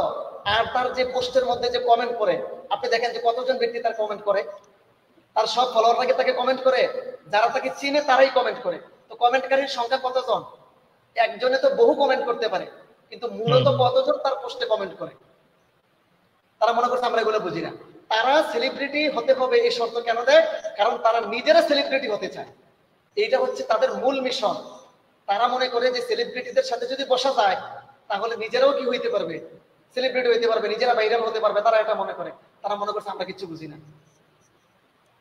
তো যাই হোক, গুগল বই সহ সবাইকে বলছি, বহস করতে হবে এটা জরুরি না। যদি সৎ সাহস থাকে, বুকের পাঠা থাকে, যদি পালানোর অভ্যাস না থাকে, তাহলে কি করেন, এই চ্যালেঞ্জগুলি গ্রহণ করেন। প্রয়োজনে নিজেদের ওয়ালে নিজেরা বলেন যে হ্যাঁ আমরা ভুল অনুবাদ করিনি, এই হচ্ছে সঠিক অনুবাদ, এইভাবে অনুবাদটা সঠিক। আমরা লালাহা, এটা এই অমুক হাদিসের কিতাবের মধ্যে লাম লাম হা তা এই শব্দে হাদিসটি আছে, যদি বাপের বেটা হয়ে থাকেন তো প্রমাণ করেন। অথবা মুজাফফর বিন মহসিন যে 2টো রেফারেন্স দিয়েছে, সেখানে যে রাবির নামে তিনি মিথ্যাচার করেছেন, সেই রাবি সেই 2 হাদিসের মধ্যে আছে, যদি সৎ সাহস থাকে সেগুলো প্রমাণ করেন। এবং কোরআনের আয়াতের যে মিথ্যা অনুবাদ করা হয়েছে, যদি সৎ সাহস থাকে সেগুলো প্রমাণ করেন। আর যদি মনে করেন যারা বহসে বসবেন, এতেও আমি রাজি আছি, কিন্তু কথার কাছে মিল থাকতে হবে। ওই পাগলু বইয়ের মতো ইনবক্সে এসে বলবেন একরকম আর বাস্তবে গিয়ে করবেন আরেক রকম, এইটা অন্তত হবে না আমার সাথে। আর বলবেন কি যে আমরা পলায়ন করছি, আমরা পলায়ন করছি, হানাফিরা পলায়ন করছে, দেওবন্দিরা পলায়ন করছে, এইভাবে জিকির জপতে থাকবেন। অন্তত এগুলি অন্তত পক্ষে face the truth, face the ট্রুথে যারা পরিচালনা করে, ফেস দ্য ট্রুথে যারা আলোচনা করে, অন্তত এদের সাথে খাটবেন ইনশাআল্লাহ। সুতরাং কথায় কাজের সাথে মিল রাখতে পারেন, তাহলে সামনের দিকে আগান। আবারও বলছি জুবাইর ভাই আপনার মাধ্যমে, এবং আপনি এগুলো রিপিট করে দিবেন। আহলে হাদিসদের বিজ্ঞ যত শায়েখ আছে, আমি সাধারণদের কথা বলছি না, বিজ্ঞদেরকে। কারণ সাধারণদের কথা বললে অনেকে মনে করবে যে সাধারণরা তো পারবেই না, এই জন্য সাধারণদের কথা বলতেছি, বুঝিনি, অনেকে যে মনে করতে পারে। এই জন্য সাধারণদের কথা পরে রাখলাম, আগে বিজ্ঞদের কথা বলতেছি। আগে বিজ্ঞদের কথা, আবু বকর জাকারিয়া, মদিনা বিশ্ববিদ্যালয় আকীদার উপরে পিএইচডি করা, ডক্টর শায়েখ এমবিএম মুজাফফর বিন মহসিন, হ্যাঁ, তাকে চ্যালেঞ্জ করলাম, যেহেতু একটা তার বইও কিন্তু একটা আছে সেখানে, তো সেও কি করতে পারে, চ্যালেঞ্জ গ্রহণ করতে পারে। যদি পালানোর অভ্যাস না থাকে, গোটা আহলে হাদিস পরিবার সবাইকে বলছি চ্যালেঞ্জের জবাব দিয়ে দেন, কোনো অসুবিধা নেই। যাই হোক, আশা করছি আমাদের দর্শক যারা আছে আজকের আলোচনা থেকে এই বিষয়গুলো তাদের কাছে স্পষ্ট হয়ে গেছে যে আহলে হাদিসদের মধ্যে বড় বড় শায়েখদের পালানোর অভ্যাস আছে। যদি চ্যালেঞ্জ গ্রহণ না করে, এই চ্যালেঞ্জগুলির জবাব যদি না দেয়, তাহলে বোঝা যাবে শায়েখদের পালানোর কি আছে, অভ্যাস আছে। আর যদি অভ্যাস না থাকে, রীতিমতো অভ্যাসের পরিণত হয়ে গেছে। আগে যদি অভ্যাস না থাকে, রীতিমতো চ্যালেঞ্জ শুনে পালানোর অভ্যাস তাদের হয়ে গেছে, এটা প্রমাণিত হবে ইনশাআল্লাহ। যাই হোক জুবাইর ভাই, আজকের মতো এই পর্যন্ত শেষ, নাকি আর কোনো কিছু কথা আছে? আর কোনো কিছু আলোচনায় আসার মতো কোনো কিছু আমার জানা নেই। আমাদের কিছু ভাই কিছু কমেন্ট করেছেন, কিছু লামাজে ভাই কিছু কমেন্ট করেছেন, এগুলো কি? আচ্ছা, তাহলে আমরা শুরু থেকে আসি। মনে হয় আমাদের লামাজে ভাই হবেন, এমডি নূর হোসাইন। সান্ত্বনা দে আমারে, ছয়টা চ্যালেঞ্জ এগুলা নিয়ে বালিশের নিচে রাখা সান্ত্বনা পাও, আশা করি কোনো সমস্যা নেই। আসসালামু আলাইকুম। ওয়ালাইকুম আসসালাম ওয়া রাহমাতুল্লাহ। হুজুর, কোরআন হাদিস শাস্ত্র কি? কোরআন হাদিস এন্ড শাস্ত্র কি? কোরআন হাদিস এন্ড সহি হাদিস এ দলিল থাকতে শাস্ত্র মানা কতটুকু জায়েজ?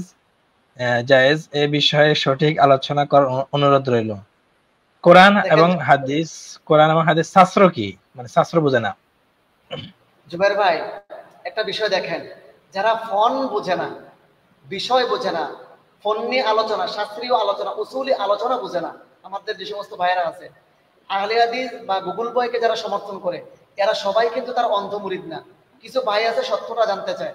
আমি মনে করি নূর হোসেন ভাই যিনি আছেন, আশা করছি তিনি সত্য বুঝবেন এবং সত্য জানতে আগ্রহী, আমি এমনটা মনে করি। তো আমি চাইবো যে তারাবি সংক্রান্ত যে বিষয়গুলি নিয়ে আমাদের আলী হাসান ওসামা সাহেব আলোচনা করেছে, আলী হাসান ওসামা সাহেবের আলোচনাগুলি আপনি বারবার শোনেন, আপনি বারবার শোনেন।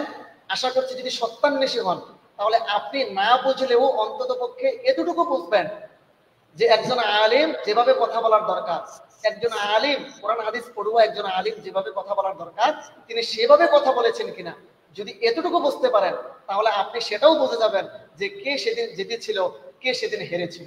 শাস্ত্রীয় আলোচনা বলতে যে বিষয়ের উপরে আলোচনা হবে, সেই বিষয়ে যে দলিলাদিল্লাহ দেওয়া হবে, সেই দলিলাদিল্লাহ কোন ক্যাটাগরির মুহাদ্দিসিনে কেরাম বা মুফাসসিরিনে কেরাম সেই দলিলাদিল্লাহর ব্যাপারে কি কি কথাবার্তা বলেছে, এবং উসুলে সেই আলোচনার ক্ষেত্রে তিনি কি কি উসুল প্রয়োগ করেছেন। কারণ আপনি যে কোনো আলোচনা করবেন, যে কোনো আলোচনা করবেন, শাস্ত্রের বাহিরে গিয়ে ধর্মীয় আলোচনা তো সম্ভব না, উসুলের বাহিরে গিয়ে ধর্মীয় আলোচনা সম্ভব না। তো আমি আশা করবো নূর হোসেন ভাই, যদি আপনি সত্যান্বেষী হন, তো ইনশাআল্লাহ আমাদের ওলামায়ে কেরাম যারা আছেন দেওবন্দি ঘরানার, এদের আলোচনাগুলি আপনি বেশি বেশি শুনেন। আশা করছি আপনি অত্যন্ত এতটুকু বুঝতে পারবেন যে কে হক আর কে বাতিল। যে উনি আপনার একটা কথা থেকে সম্মত এই কথাটা বলছেন, ওই যে গুণগুলো থাকতে হবে, যে গুণগুলো থাকার কারণে তার সাথে বসা যায়, উনি বলতেছেন তার মানে আপনি বলতেছেন ওসামা সাহেবের যোগ্যতা নেই। দেখছেন, কথার কিছু অংশ ধরছে, কিছু অংশের উপর ভিত্তি করে কমেন্ট করে দিছে, আর বাকি অংশ মানে সামনের কথার জন্য দেরি করে নাই, যতটুকু শুনে ততটুকুর মধ্যে অন করে দিয়েছে, সামনের কথার মধ্যে তো এর উত্তর রয়েছে। যাই হোক, উনি এগুলো বুঝে নাই, আশা করছি পুরো আলোচনা শুনবেন ইনশাআল্লাহ। এমডি আচ্ছা, বড় বড় আলেমরাও বড় বড় চ্যালেঞ্জ করে আলোচনায় থাকতে চায়। যারা বড় বড়, ভাই আপনি নিজেই বললেন বড় বড়, যারা বড় বড় তারা আবার আলোচনায় থাকতে চাইবে কেন? আপনি নিজেই তো বললেন তারা বড় বড়, কি আছে? যারা বড় তারা আবার আলোচনায় থাকতে চাইবে কেন? তারা তো বড়ই। নিজেদের কমেন্টের মধ্যে জবাব থাকে, অথচ নিজেরাই বোঝেন না ভাই। নূর হোসেন ভাই আরেকটা কমেন্ট করেছিলেন, আল্লাহকে একটু ভয় করুন, আপনি কি বলতেছেন? আপনি রাহুলের বিরুদ্ধে কথা বলতে গিয়ে আহলে কোরআন, মাজারি আর নাস্তিকের পক্ষে কথা বলতেছেন। আস্তাগফিরুল্লাহ, কি বলতেছেন? কোন পথে হাঁটতেছেন? আল্লাহু আকবার। আমরাও আস্তাগফিরুল্লাহ পড়লাম, কারণ আমরা কোন নাস্তিকের পক্ষে কথা বলি নাই, আমরা কোন আহলে কোরআনের পক্ষে কথা বলি নাই, বরং রুহুল আমিন এবং আব্দুল্লাহ বিন আব্দুর রাজ্জাক সাহেবের যে দুর্বলতা, সেই দুর্বলতার কথাগুলো শুধুমাত্র বলছি। আব্দুল্লাহ বিন আব্দুর রাজ্জাক সাহেব যেমন সুজন রসুন সাহেব, সেখানে বড় একটা কথা তিনি সেখানে পুরো লাইভের মধ্যে বলেছিলেন, সেটা হচ্ছে সুজন রসুন সাহেব বলেছিলেন যে আমরা হাদিস অস্বীকার করি না। স্পষ্টভাবে সুজন রসুন সাহেব বলছেন আমরা হাদিস অস্বীকার করি না, বরং আমরা ওই হাদিস অস্বীকার করি যে হাদিস কোরআনের বিরুদ্ধে যায়, যে হাদিস কোরআনের বিরুদ্ধে যায়। সুজন রসুন সাহেবের বক্তব্য থেকে বোঝা গিয়েছিল যে তারা সব হাদিস অস্বীকার করে না, যে হাদিস কোরআনের পক্ষে তারা সেই হাদিস বিশ্বাস করে, আর যে হাদিস কোরআনের বিরুদ্ধে যায় বা কোরআনের উল্টা দিকে যায় সেই হাদিসকে তারা বিশ্বাস করে না। এই যে একটা প্রশ্ন করেছিল সুজন রসুন সাহেব, এর কোনো উত্তর আব্দুল্লাহ বিন আব্দুর রাজ্জাক সাহেবকে দিতে পারছে? আপনি দেখান, আপনি দেখান। এই একই অভিযোগ কিন্তু আহলে হাদিসরাও করে দেওবন্দীদেরকে, যে আমরা ইজমা এবং কিয়াস মানি। ইজমা কিয়াস ওইটা মানি যেটা কোরআন হাদিসের পক্ষে, ইজমা কিয়াস ওইটা মানি না যেটা কোরআন হাদিসের বিপক্ষে। আহলে হাদিস এবং আহলে কোরআন এখানে এসে এক ক্যাটাগরিতে পড়ে যায়, একই ক্যাটাগরিতে পড়ে যায়। আপনি বলছেন যে আমরা আহলে কোরআনের পক্ষে কথা বলছি, আহলে কোরআনের পক্ষে বলছি না, আব্দুল্লাহ বিন আব্দুর রাজ্জাক সাহেবের যে দুর্বলতা সেইটার কথা বলছি, এবং নাস্তিকের পক্ষে কথা বলছি না, বরং রুহুল আমিন সাহেবের যে দুর্বলতাগুলি আছে সেই দুর্বলতাগুলির কথা বলছি। আশা করছি ভাইয়ের কাছে স্পষ্ট হয়ে গেছে। জি জি, জাযাকাল্লাহ।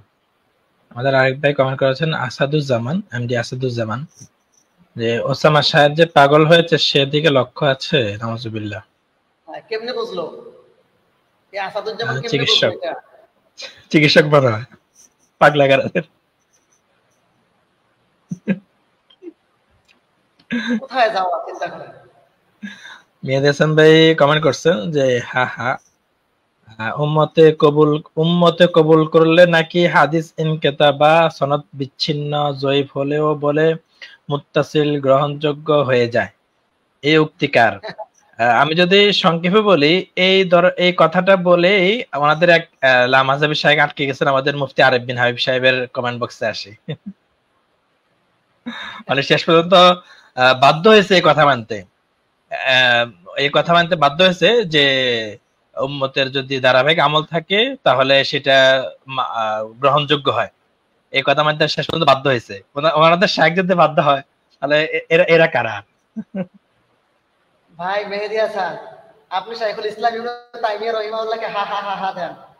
শাইখুল ইসলাম ইবনে তাইমিয়া রাহিমাহুল্লাহ তার মাজমু ফতোয়া ইবনে তাইমিয়া 18 খণ্ডের 16 পৃষ্ঠায় তিনি হুবহু এই কথা বলেছেন যেটা আমাদের ওসামা ভাই বলছে। অর্থাৎ মুসলিম উম্মাহ যে হাদিস একেবারে সম্মিলিতভাবে মুসলিম উম্মাহ যে হাদিস গ্রহণ করে নেয় এবং আমল করে, এইটাও একটা সহিহ হাদিস, এইটাও তখন সহিহ হয়ে যায়। এটা শাইখুল ইসলাম ইবনে তাইমিয়া বলছে। সুতরাং আপনার হাসিটাই যে হা হা হা হা দিচ্ছেন না, এটা আলী হাসান ওসামা ভাইকে পরে দেন ভাই। আপনাদের যে মুরব্বী আছে ওই যে ইবনে তাইমিয়া, যে আকীদার ডিলারশিপ, ইবনে তাইমিয়া যাকে আপনারা আকীদার আইডল মনে করেন, তাকে আপনি হা হা হা হা আগে দিয়ে থাকেন, কোনো অসুবিধা নেই। এরপরে শায়েখ ইবনুল কাইয়িম, আপনাদের আরেকজন ইবনুল কাইয়িম রাহিমাহুল্লাহ, তিনারও একটা কিতাব আছে, তিনার ব্যাপারেও লেখা আছে তাহযিবুস সুনানে আবি দাউদের মধ্যে 2 নম্বর খণ্ডের 470 নম্বর পৃষ্ঠায়। সেখানেও এই ধরনের কথা আছে যে উম্মত যে হাদিসকে গ্রহণ করে নেয়, উম্মত যে হাদিসের উপর আমল করে, যদিও সে হাদিস যায়িফ হয় তথাপিও সেই হাদিস গ্রহণযোগ্য হয়ে যায়। উম্মত যদি ঢালাও ভাবে সে হাদিসকে কি করে নেয়, গ্রহণ করে নেয়। যেমন ইমাম আবু হানিফার ক্ষেত্রে দেখেন না, ইমাম বুখারীর ক্ষেত্রে দেখেন না, শেখ নাসিরউদ্দিন আলবানী ইমাম বুখারীকে পরোক্ষভাবে অমুসলিম বলছে, তাই বলে কি ইমাম বুখারী অমুসলিম হয়ে গেছে নাকি? সারা উম্মত ইমাম বুখারীকে গ্রহণ করে নিছে। সুতরাং আলবানী সাহেবের, নাসিরউদ্দিন আলবানী সাহেবের এই আপত্তি, এই অভিযোগ যে পরোক্ষভাবে যে ইমাম বুখারী অমুসলিম হয়ে গেছে, এটার কোনো ভ্যালুই নেই, যেহেতু উম্মত গ্রহণ করে নিছে। ইমাম আবু হানিফা রাহিমাহুল্লাহর ব্যাপারে আহলে হাদিসরা কি কম অভিযোগ করতেছে, কিন্তু উম্মত গ্রহণ করে নিছে। এই কারণে কোন অভিযোগকেই উম্মত পাত্তা দেয় না, সব অভিযোগকে উম্মত এভাবে বৃদ্ধাঙ্গুলি দেখায়, আপনাদের সব অভিযোগ বৃদ্ধাঙ্গুলি দেখায়। তো উম্মত যে হাদিসকে গ্রহণ করে নেয়, যদিও সেই হাদিস জাল হাদিসের কথা বলা হচ্ছে না, যেটা জাল সেটা জালই, সেটা মিথ্যা, সেটা কোনো হাদিসই না। যেটা জয়ীফ হাদিস, এমন জয়ীফ হাদিসকে যদি উম্মত ঢালাও ভাবে গ্রহণ করে নেয় এবং তদনুযায়ী যদি আমল করে, আমল জারি থাকে, আমল চালু থাকে, তাহলে সেই হাদিস গ্রহণযোগ্য হয়ে যায়। এটা হচ্ছে কথা। শাইখুল ইসলাম ইবনে তাইমিয়াও এই কথা বলেছেন এবং ইবনুল কাইয়িম রাহিমাহুল্লাহর বক্তব্য থেকেও এই কথা বোঝা যায়। এবং অন্যান্য বহু ইমাম আছে, বহু আলিম আছে যারা এই মতের সমর্থক, এই কথার সমর্থক। সুতরাং হাহা দিতে হলে তাদেরকে দেন, আলী হাসান ওসামাকে কেন ভাই? এখানে দুইটা জিনিস স্পষ্ট। একটা হচ্ছে যে উসুল সম্পর্কে যে লামাসাবিরা একেবারেই অজ্ঞ, সেটা একটা স্পষ্ট। আরেকটা জিনিস স্পষ্ট হয়, সেটা হচ্ছে যে ওনারাও উসুল সম্পর্কে কিছু কিছু ধারণা নিতেছে, বা কিছু কারা পড়তেছে। মূল সমস্যাটা তো এখানে, এই মূল অজ্ঞতার জায়গাটা এখানে। এই সম্পর্কে না জানার কারণেই তো ব্রাদার রাহুল গুগল ভাই জিততে গেছে। গুগল ভাই জিতছে, এটা তো আমিও পোস্ট করছি। গুগল ভাই জিতছে, এটা আমি পোস্ট করছি না? আমিও তো পোস্ট করছি, কারণ আমিও আপনাদের মতো ভাই উসুল এত বেশি জানি না, কারণ উলুমে হাদিস নিয়ে আমার এত পড়াশোনা নাই। এত পড়াশোনাকে আমি একবারে উলুমে হাদিসের ব্যাপারে আমি একবারে আদর্শ লিপির ছাত্র মনে করে, একেবারে ক্লাস 1 এর ছাত্র না উসুলে হাদিসের ক্ষেত্রে। সুতরাং আমিও এই জন্য আপনাদের মতো ডিক্লেয়ার দিছি যে গুগল ভাই কি করছে, জিতছে, অসুবিধা নাই, জিতছে। আমরা এখনো তো কই জিতছে, তো কি হয়েছে? আপনাদের মতো কিছু জাহেলদের কাছে জিতছে। খুদ আহলে হাদিস শায়েখদের কাছেও, যারা বিজ্ঞ এমন আহলে হাদিস শায়েখদের কাছেও গুগল ভাই হারছে, এটা লিখে রাখেন। আচ্ছা, উসুলে হাদিস নিয়ে আলী হাসান ওসামা সাহেবের সাথে আমি বহস করব। তাকে ইস্তিরাব মুস্তারিব কাকে বলে শেখাতে চাই। হ্যাঁ, মাশাআল্লাহ মাশাআল্লাহ। ভাই উসুলে হাদিস নিয়ে পরে বসো, আগে শুধু মিজান কিতাব নিয়ে বসো। উসুলে হাদিসের, উলুমে হাদিসের যত কিতাব আছে সবই আরবি ভাষায়। আর আরবি ভাষা বুঝতে হইলে মিজান নাহবীর একেবারে কনফার্ম বুঝতে হইব। মিজান নাহবীর অবশ্যই কনফার্ম বুঝতে হইব। সুতরাং আগে মিজানুস সরফ নিয়ে বসো, এরপরে যাই হোক তুমি উলুমে হাদিস নিয়ে বসো, কোনো অসুবিধা নেই। এই ব্যক্তিরে যখন আমি বলি যে ইন্না হবে না আন্না হবে, একটা ইয়ার মধ্যে আমি যুক্ত হয়েছিলাম, একটা দলিল দেখাইতেছিলাম, আমি বলছি যে পড়েন, তো পড়তেছে, আমি বলতেছি আপনি যে এখানে ইন্না পড়লেন, এখানে ইন্না হবে না আন্না হবে, তো পড়তেছে আন্না, আমি বলছি আন্না হবে না অন্য হবে। সে এখানে ধরাবাধা খাই গেল, সে নাকি আমার উসুল হাদিস নিয়ে বাস করবে। আচ্ছা, আরেক ভাই কমেন্ট করছে, কমেন্টটা কি শো হয়েছে? হাইরা মাথা নষ্ট হয়ে গেছে। রোমান মিয়া, আমরাও তো সেই কথাই বলি, আমরা আপনার সাথে সহমত, আমরা আপনার সাথে সহমত যে হাইরা মাথা নষ্ট হয়ে গেছে গুগল বয়ের, শুধু এতটুকু আমরা লাগাই দিলাম, সহমত আপনার সাথে।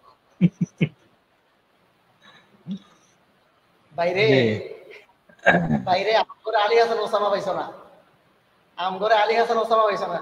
গুগল বই যদি থাকে ডালে ডালে আমরা আছি পাতায়। এবার মেহেদী হাসান ভাই আরেকটা কমেন্ট করেছেন, যাত্রী কিন্তু জেনে গিয়েছে ওমর রাদিয়াল্লাহু 20 রাকাত তারাবি নির্দেশ দেয় না, বরং 11 রাকাতের নির্দেশ দিয়েছিলেন। তারাবি 11 রাকাত, এটা দলিল দিয়ে প্রমাণিত হয়েছে। আরো জেনেছে 20 রাকাতের সকল হাদিস জাল জয়ীফ বলে আলী হাসান ওসামা সাহেব প্রমাণ করেছে, আলহামদুলিল্লাহ। তাই তারাবি 11 রাকাত নাকি না 8 রাকাত? তারাবি 11 রাকাত হইলো কবে থেকে বুঝছেন নাকি স্যার? এটা তো আমি নতুন শুনলাম। তারাবি 11 রাকাত কবে থেকে হইলো? 20 রাকাত তারাবি, 20 রাকাত তারাবি নির্দেশ দেয় না, বরং 11 রাকাতের নির্দেশ দিয়েছে, মানে 11 রাকাত তারাবি নির্দেশ দিয়েছে। 11 রাকাতে যে তারাবি নির্দেশ দেয়, তাহলে এটা নতুন নতুন বাইরে হলো। জি, 8 রাকাত পেয়ে গেল। 2024 সালের 19 এপ্রিল শুক্রবার রাত 10টা 3 মিনিট, 2024 সালের 19 এপ্রিল শুক্রবার রাত 10টা 3 মিনিটে এটা বলা, মানে ঘোষণা করা হইলো যে তারাবি 11 রাকাতের নির্দেশ দিয়েছিলেন কে? ওমর রাদিয়াল্লাহু তাআলা। মাশাআল্লাহ, এটা নির্দেশ দিয়েছে ওমর রাদিয়াল্লাহু। দেখেন, ওমর রাদিয়াল্লাহু কবর থেকে নির্দেশ দিয়েছে, এদের আকীদা কত পচা। এদের আকীদা হলো ওমর রাদিয়াল্লাহু তাআলা কবর থেকে উঠেও নির্দেশ দিতে পারে। এদের আকীদা কত খারাপ, এদের আকীদা কত খারাপ। ওমর রাদিয়াল্লাহু তাআলা আনহুকে, ওমর রাদিয়াল্লাহু তাআলা আনহু কবর,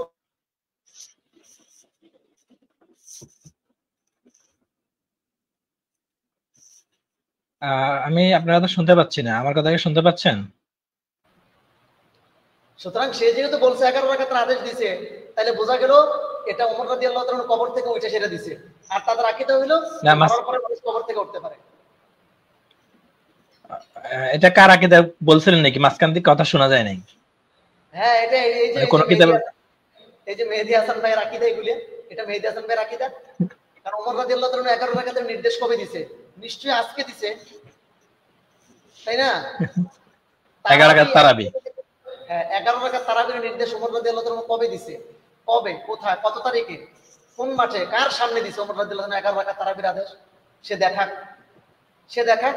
যদি সে দেখাইতে পারে তাহলে ঠিক আছে, আর যদি সে দেখাইতে না পারে তাহলে বোঝা যাবে যে আজকে কবর থেকে উঠা ওমর রাদিয়াল্লাহু তাআলা 11 রাকাত তারাবির আদেশ করছে। তাহলে এখান থেকে বোঝা যায় যে মানুষ মরার পরেও কবর থেকে উঠা তারাবির আদেশ করতে পারে, এটা তাদের আকীদা। আচ্ছা আচ্ছা, বুঝছি। আরেকবার কমেন্ট করছেন আল আরাফ সম্ভবত নাম, ওখানে বসে বকবক করা সহজ, আমি মনে করি এসব জাহেলদের বহস করা মানে কুকুরে ঘেউ করা ছাড়া কিছুই না। কার কথা বলছে আমি বুঝিনি। এটা কার কথা বলছে আমরা জানি না, তবে গুগল বইয়ের ক্ষেত্রে এটা সঠিক। গুগল বইয়ের ক্ষেত্রে এটা সঠিক, এটা বাস্তব। গুগল বয় সে বকবক করতে পারে খুব সহজেই, সে সহজে খুব বকবক করতে পারে।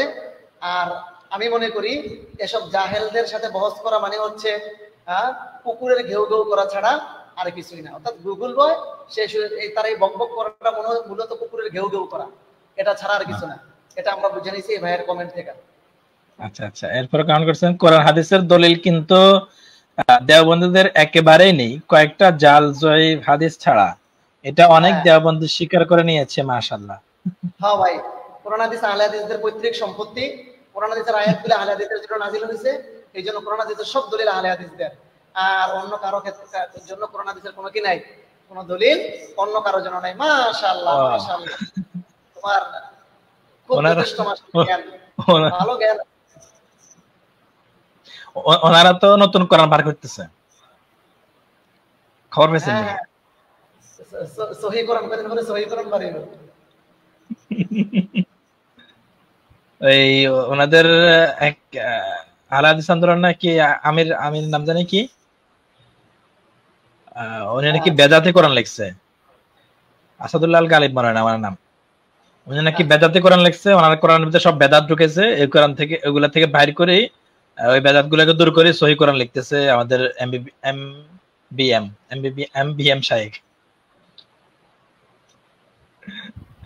খবর পাইছেন মনে হয়?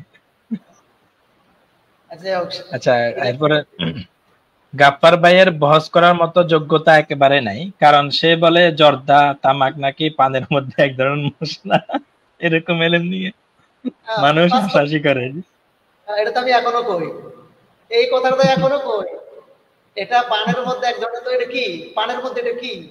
হ্যাঁ, তুমি কও না পানের মধ্যে এটা কি? আমি তো এখনো কই যে জর্দা খাওয়া যাবে কি যাবে না সেটা পরের কথা, কিন্তু এটা পানের মধ্যে এক ধরনের মশলা, এটা তো আমি এখনো কই।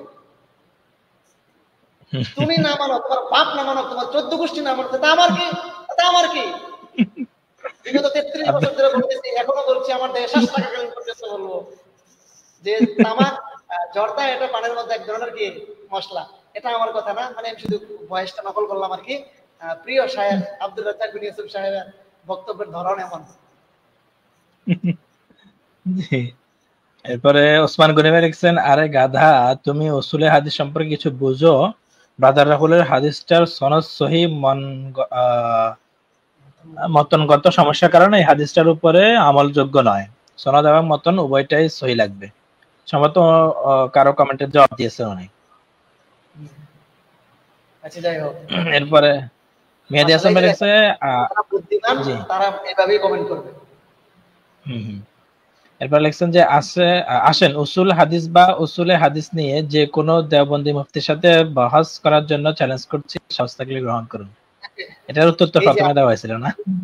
আমি আলোচনার মধ্যে বলছিলাম না যে গুগল বয় এই জাতীয় যারা আছে এদের মূল বিষয়টাই হলো টপিক চেঞ্জ করা। আমি যে 6টা চ্যালেঞ্জ দিয়েছি বেটা, এই 6টা চ্যালেঞ্জ আগে গ্রহণ করে এগুলার জবাব দাও। এই 6টা চ্যালেঞ্জ গ্রহণ করে আগে জবাব দাও, এরপরে নতুন করে চ্যালেঞ্জ করো না। এইগুলা গ্রহণ না করে, এগুলার জবাব না দিয়া নতুন করে চ্যালেঞ্জ করতেছ। গাফফার ভাইয়ের বহস করার এলেম নাই, শুধু চাপাবাজি করার এলেম আছে। অথচ কিছুদিন আগে এরাই বলছিল যে আপনার সাথে বহস হবে, শাকিল আহমেদ সহ। হ্যাঁ হ্যাঁ, আর এখন হাড়ে হাড়ে টের পায়। এখন এলেম নাই, কারণ এখন তো ধরছি, এখন ধরছি যে। আচ্ছা, মানে আরেকটা কমেন্ট আছে, আশা করি আপনারা নিয়মিতভাবে লাইভ করবেন, আমার খুব মজা পাই। আচ্ছা, আমরা খুব মজা পাই, এনজয় করি। তবে যদি মাযহাবী তাকলিদের কালো চশমাটা খুলে যদি কোরআন হাদিসের জ্ঞান অর্জন করেন তাহলে সঠিক ইসলাম পেতে পারেন। হ্যাঁ, তো উনি মেহেদী ভাই কি মনে করে আমরা কি গীতা রামায়ণ পড়ি নাকি গুগল বইয়ের মতো? আমরা পড়ি তো কোরআন হাদিস, আলহামদুলিল্লাহ। আমরা গীতা রামায়ণ এগুলো আমরা পড়ি না। এগুলো যাদের বই তারা পড়বে, তারা পড়ুক, কিন্তু আমরা আমাদের ধর্মগ্রন্থ পড়ি, কোরআন হাদিস আমরা পড়ি, আলহামদুলিল্লাহ। আলী হাসান ওসামা সাহেবের যে রেফারেন্স দেখলাম সেই অনুপাতে দেওবন্দ মুফতির নিচে কোনো আহলুল হাদিস কর্মী বহসে বসবে না। দেওবন্দ মুফতির নিচে আবার কি কথা, কি বুঝলেন? কে জানে? ওই যে গুগল ভাই বলছিল না, আহলে হাদিস শাইখদের সাথে বহস করতে হলে তাকে নিচে রাইখা তার উপর দিয়ে যাইতে হবে। ওই যে তাকে নিচে রাইখা, ওই নিচের থেকে এখানে নিচে শব্দটা আমরা কপি করে আনছে, তাকে নিচে রাইখা তার উপর দিয়ে যাইতে হবে, ওইখান থেকে মনে হয় আনছে। এটা হইতে পারে, অসম্ভবের কিছু না তো, এগুলো শিওর না, মানে অনুমান করে বললাম আর কি, এটা হইতেও পারে। দারুণ পারেন মানুষের নামে বিকৃতি করতে, তবে কিয়াস করাটা সঠিক হয় নাই। আহাগো শোনাবানো, আহাগো নামের বিকৃতি কে করছে? হ্যাঁ, কিউট বয় নামটা কে দিছিল গো সোনা বাবু? এরপরে নাইট বয় নামটা কে দিছিল গো? এরপরে আপনার প্লে বয় নামটা কে দিছিল গো? তাদেরকে তো তখন তো গুগল বইকে তোমরা এই নসিহত গুলা করো নাই। হ্যাঁ, এরপর আজকে আমি দেখাই আপনাকে, একটু দেখাই। আজকে আমি একটা স্ক্রিনশট দিয়ে রাখছি, এই যে দেখেন। হ্যাঁ, দেখা যাচ্ছে। লাইনটা দেখেন, দেখা যায়? আমি একটু বড় করে আপনাকে। জি, ওস্তাদ ওসামা সাহেবের নতুন নাম কি লিখলাম, ঠিক ক্লিয়ার বোঝা যাচ্ছে না। ওস্তাদ ওসামা সাহেবের নতুন নাম আসতেছে। হ্যাঁ, অপেক্ষা করুন। এটা কে বলছে? এই যে দেখেন, গুগল বইয়ের পোস্ট। এটা গুগল বইয়ের পোস্ট। হ্যাঁ হ্যাঁ, বেটা তুমি আসছো আমাদের কাছে। আমি যদি বহস করি গোটা আহলে হাদিসদের ঘুম হারাম হয়ে যাবে, এটা গ্যারান্টি। আমি যদি বহস করি গোটা আহলে হাদিস সমাজের ঘুম হারাম হয়ে যাবে, এটা গ্যারান্টি। তুমি যে কোনো কথা বলো, আমাদের কাছে দলিল একেবারে হাতে নাতে উপস্থিত থাকবে। তুমি আমাদেরকে বলো নাম বিকৃত করি, গুগল বই এটা কি বললো আজকে? এটা আজকের পোস্ট না, 4 দিন আগের পোস্ট। নাম তো দিয়ে দিয়েছিল। হ্যাঁ, গুগল বই এখানে স্পষ্টভাবে বলছে যে ওস্তাদ ওসামা সাহেবের নতুন নাম আসবে, অপেক্ষা করো। অর্থাৎ সে যেমন ভাবে প্লে বয় নাম দিছে, কিউট বয় নাম দিছে, আর কি যেন নাইট বয় নাম দিছে, এইভাবে সে ওসামা সাহেবের নাম দিতে যাচ্ছে। মেহেদী ভাই, যদি নসিহত করতে হয় গুগল বয়কে করেন ভাই। গুগল বয়ের কারণে আমরা তাকে গুগল বয় নাম দিতে বাধ্য হয়েছি। গুগল বয়ের কারণে আমরা আগে দেই নাই, আগে তারা দিছে। আমাদের পেজে এগুলা রিপোর্ট আছে, আমাদের পেজে এগুলো দেওয়া আছে, আমরা কেন তাকে গুগল বয় নাম দিয়েছি। সুতরাং আমাদেরকে দোষারোপ করেন না, আমাদেরকে নসিহত করতে আসেন না। আমরা ভালো করেই জানি কোনটা বিকৃতি। আমরা যখন বললাম যে গুগল বয়, নাইট বয়, প্লে বয়, কিউট বয়, এগুলো নাম বিকৃত করা হচ্ছে, তখন আপনারা কি বলছিলেন? না না না না না না, এগুলো উপাধি, এগুলো উপাধি। জি চান্দু, এই যে গুগল বয় এটা উপাধি, বুঝছেননি মিয়া ভাই? গুগল বয় এটাও উপাধি, বিকৃত করলাম কই? আপনারা যদি বিকৃত করে থাকেন তাহলে আমরাও বিকৃত করছি, আর আপনারা যদি উপাধি দিয়ে থাকেন তাহলে আমরা উপাধি দিছি। বাস, সমান সমান, সহজ কথা। এটা বোঝেন না মিয়া? নিজের বেলাতে 16 আনা বোঝেন। আমি মেহেদী ভাই, শাকিল ভাই সবার সাথে একদিন ইনশাল্লাহ চা কফির আড্ডা হবে। এদের সাথে মাশাআল্লাহ জমে ভালো, কথাবার্তা ভালো। এরা মিষ্টি মানুষ। মানে কিছু মানুষ আছে আপনি দেখবেন যে কথা বলতে খুব ভালো লাগে, কথা যেভাবেই বলো, ভাষা যেমনই হোক, কথা বলতে ভালো লাগে। কিছু মানুষ আছে মানে হৃদয়ের মধ্যে জায়গা করে নেয়, মানুষ যেমনই হোক। এর মধ্যে মেহেদী ভাই একজন, যে আমাদের হৃদয়ে জায়গা করে নিছে। এর মধ্যে শাকিল ভাই একজন, যে আমাদের হৃদয়ে কি করে নিছে, জায়গা করে নিছে। আরেকজন আছে আশরাফ আলী, সেও আমাদের হৃদয়ে কি করে নিছে, জায়গা করে নিছে। তারা ভুল মানহাজে থাকুক সেটা ভিন্ন ব্যাপার, কিন্তু তারা আমাদের হৃদয়ের মানুষ। আল্লাহ তাআলা তাদেরকে হেদায়েত দান করুন। আমিন আমিন। আমি একটা বিষয় খুব আশ্চর্য হই, এই হয়তো জাহেল নাম দিল, জাহেলের কাজ অনুযায়ী সে আলেমদেরকে নাম দিল, কিন্তু তাদের যে কথিত যে আলেম বা যে আকীদার ইমাম, উনিও ওই নামগুলো বিকৃত করে উচ্চারণ করে। আমি এখানে খুব আশ্চর্য হই।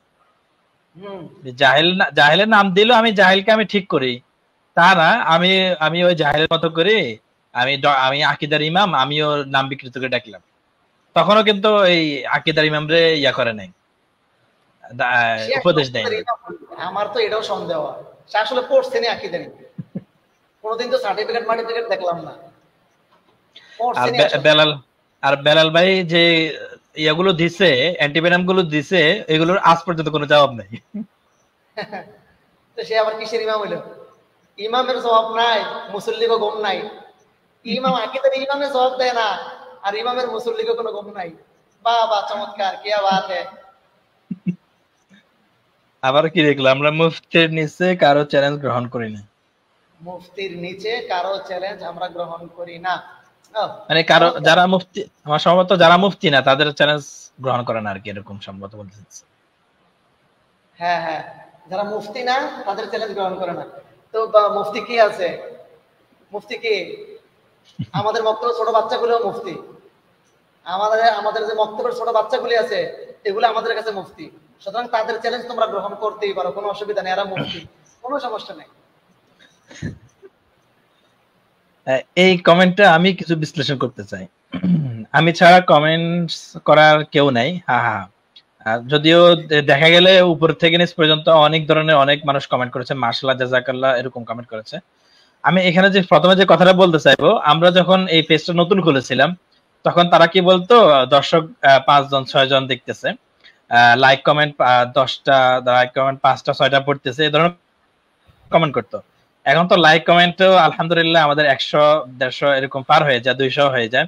আর লাইভ লাইভ ভিউ আলহামদুলিল্লাহ তারা শুকরিয়া, সকলে দেখতেছে আমাদের অনুষ্ঠানগুলো। তো এখন কিন্তু ওনাদের এই কমেন্ট গুলো নাই। প্রথমে যে কমেন্ট গুলো করে আমাদেরকে তুচ্ছতাচ্ছিল্য করে ফিরিয়ে দিতে চাইছিল, তখনকার এই কমেন্ট গুলো নাই। আর এখন কমেন্ট করতেছে যে আমি ছাড়া কমেন্টস করার কেউ নাই। তো এই ব্যাপারে আপনার একটু বলবেন। মূলত তারা প্রথমে আমাদেরকে কথাগুলো বলছে যেন আমরা মনোবল হারাইয়া ফেলি, বুঝছেন নি? আপনি দেখেন, আমার মনে আছে এই পেজ যখন আমি চালু করি, এই পেজটা কেন চালু করছিলাম আমার হারে হারে মনে আছে। ফেস টু ফেস, এই যে Google boy face to face নামে খুলছিল, জানতে চায় জনতা, ফেস টু ফেস জানতে চায় জনতা খুলছিল। এর মোকাবেলায় আমরা ফেস দ্য ট্রুথ, সত্যের মুখোমুখি ঘুরছি।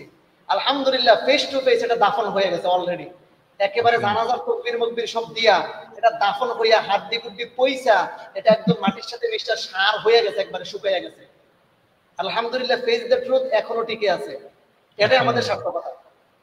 এবং তারা প্রথম বলতো যে কেউ নাই, কোনো দর্শক নাই, কেউ দেখে না, কোনো কমেন্ট নাই, একজনে দেখে, দুইজনে দেখে। তারা মনে করছে এগুলা কইলে আমরা মানে বন্ধ করে দিব, আমরা মনোবল হারাই ফেলবো। কিন্তু না, আমি যখন এটা শুরু করছি তখন এমন প্রতিজ্ঞা নিয়ে শুরু করছি যে এই চ্যানেল সামনের দিকে আগাবে, ইনশাআল্লাহ সামনের দিকে আগাবে। এবং গুগল বই সহ আহলে হাদিস গণনার যত এই যে জাহেলে মুরাক্কাব গুলি আছে, এই সমস্ত জাহেলে মুরাক্কাবের দাঁত ভাঙ্গা জবাব এই ফেস দ্য ট্রুথ সত্যের মুখোমুখি থেকে দেওয়া হবে ইনশাআল্লাহ। এবং আমাদের এই ফেস দ্য ট্রুথ আজকে আপনারা, আমাদের দর্শক যারা আছেন এখন, যারা আপনারা দেখতেছেন, আজকে আমাদের যত ভিউ আপনারা দেখেন, যত কমেন্ট আপনারা দেখেন, যতগুলি লাইক আপনারা দেখেন, আপনারা অপেক্ষা করেন ইনশাআল্লাহ অচিরেই আমাদের এই পেজে যুক্ত হবে শায়েখ রাজাউল করিম আবরার সাহেব ইনশাআল্লাহ, ইনশাআল্লাহ, ডক্টর রহমান ফরাইদি সাহেব ইনশাআল্লাহ, শায়েখ তাহমিদুল মাওলা সাহেব ইনশাআল্লাহ, শায়েখ আরিফ বিন হাবিব সাহেব ইনশাআল্লাহ, এরপরে শাকিরুল্লাহ আসাদ সাহেব ইনশাআল্লাহ। আপনারা শুধু অপেক্ষা করেন, ফেস দ্য ট্রুথ গোটা আহলে হাদিস পরিবারের ভিতরে কাঁপুনি ছড়াবে ইনশাআল্লাহ, গোটা আহলে হাদিস পরিবারের ঘুম হারাম হয়ে যাবে ইনশাআল্লাহ। আপনারা শুধু অপেক্ষা করেন।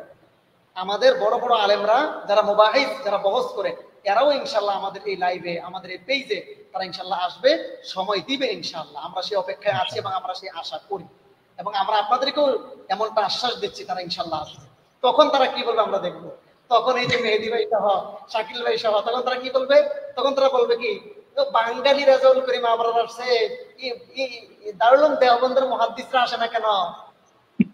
দারুল দেওবন্দের মুহাদ্দিসরা আসে, তখন তারা বলবে ও বেদাতিরা আসছে, মদিনা বিশ্ববিদ্যালয়ের তো কেউ আসে না। এগুলো তাদের হচ্ছে একটা অপপ্রচার, একটা অপকৌশল। তারা চায় কোনোভাবে যেন আমরা হোঁচট খাই, আমরা যেন মনোবল হারাই ফেলি। কিন্তু চান্দুরা একটা কথা জানি না রেখো, আমরা মস্কামও কিন্তু ভাঙবো না, আমরা মস্কাইতে পারি কিন্তু ভাঙবো না আমরা ইনশাআল্লাহ, এটা তোমরা মনে রেখো।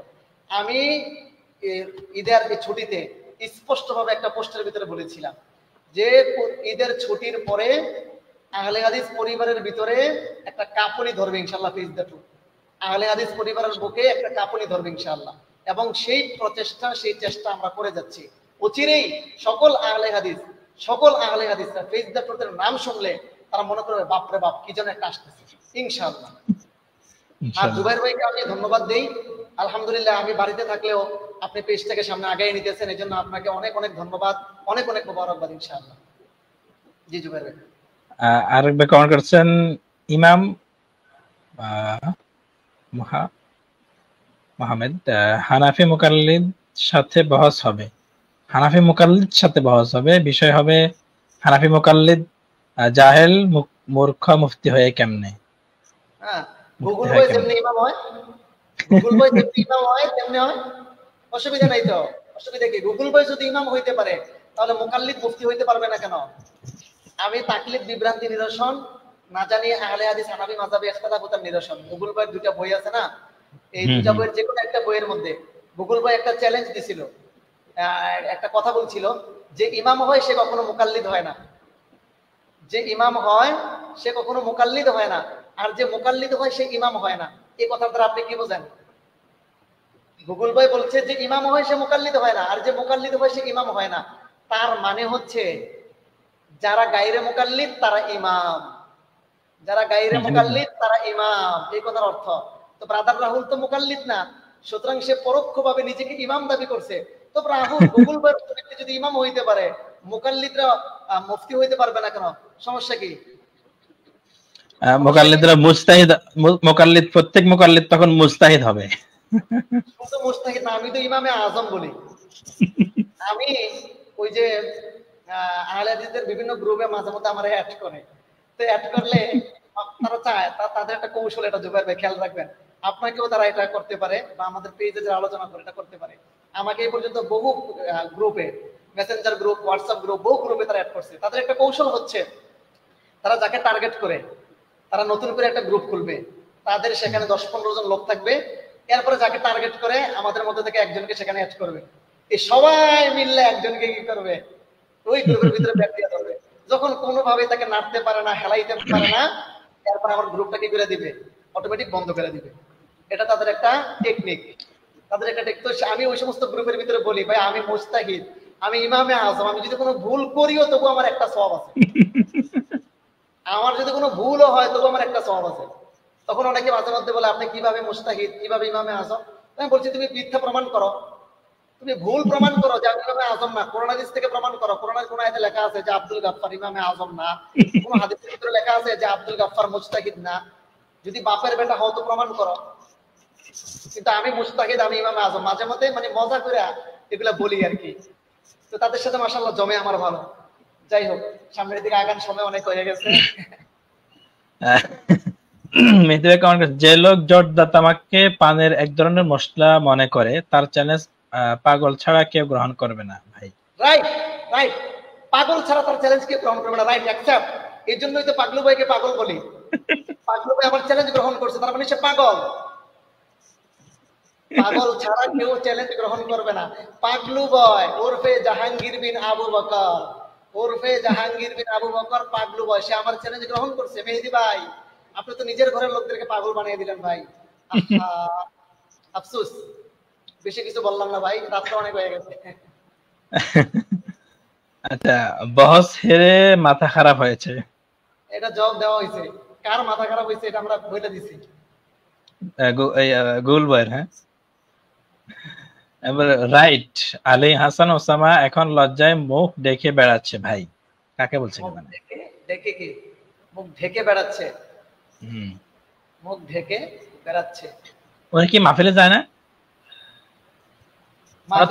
অনেক মাহফিলে না গেলে গুগল ভাইয়ের সাথে বসের বিষয়গুলো কোথায় বলে, বিভিন্ন মাহফিলে তো বলে থাকে। মুখ ঢাকে কিভাবে?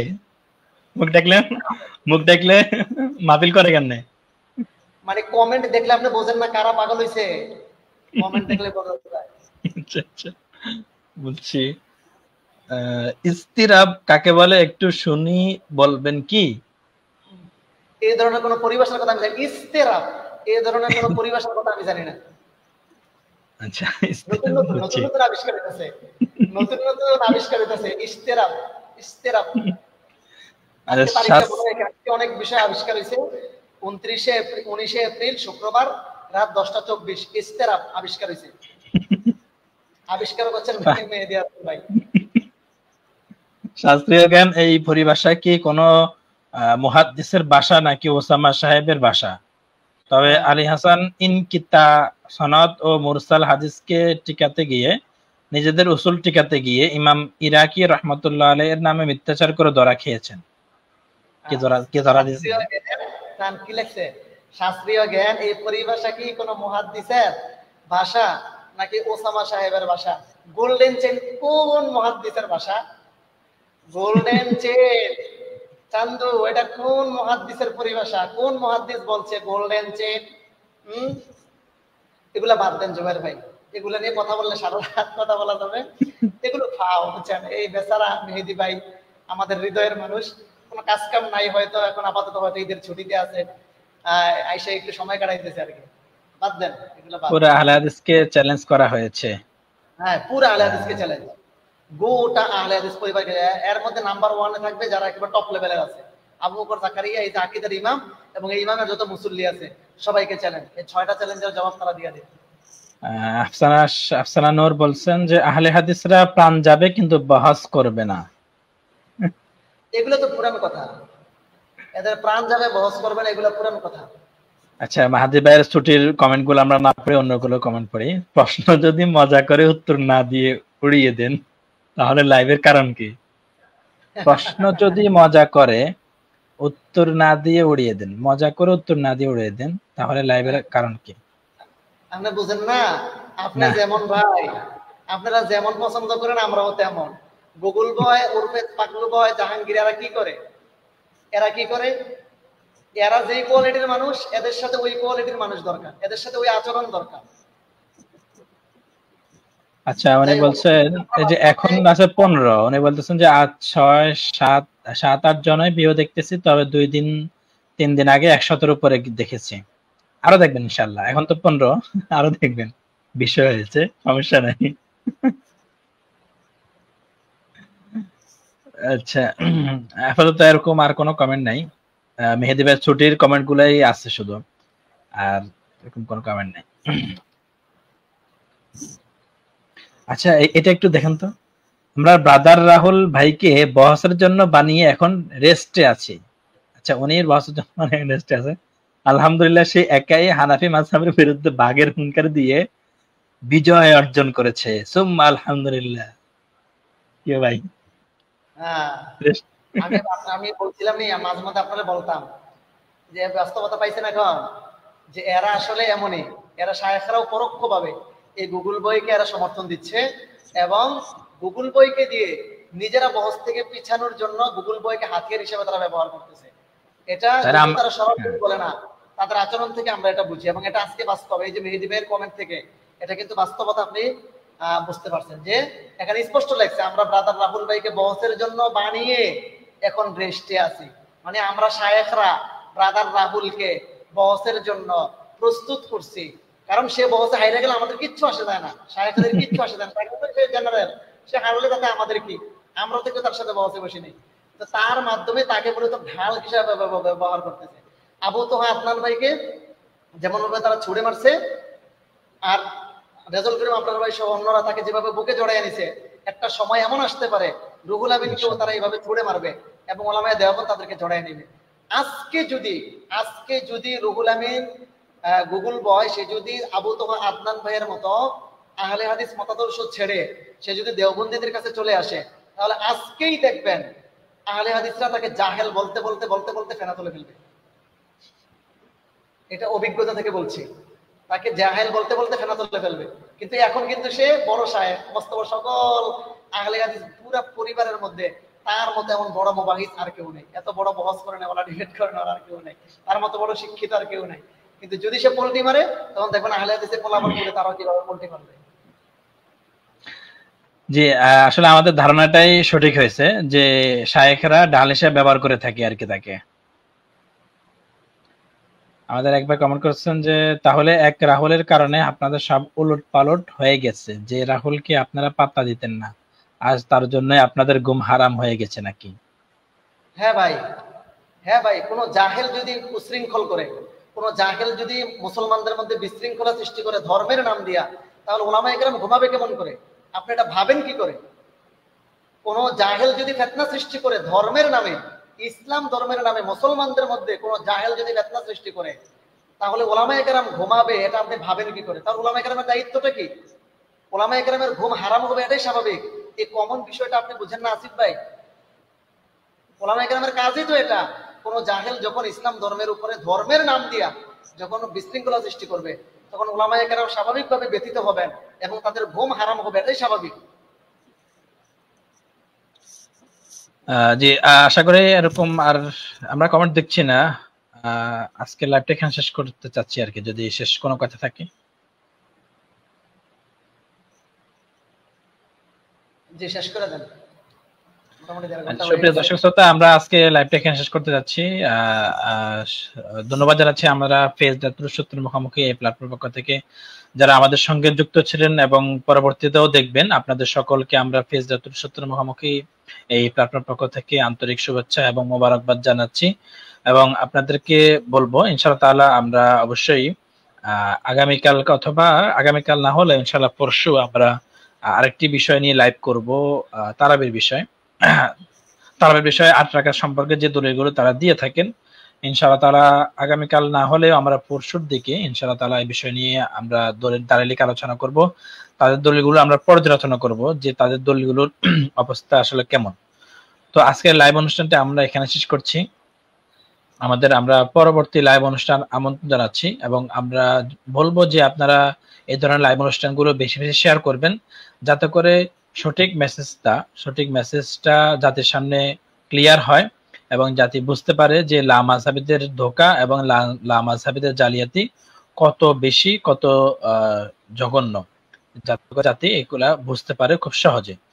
তো আমরা এখানে শেষ করছি আজকের এই অনুষ্ঠানটি। পরবর্তী অনুষ্ঠান দেখার আমন্ত্রণ জানাচ্ছি। আসসালামু আলাইকুম ওয়া রাহমাতুল্লাহি ওয়া বারাকাতুহু।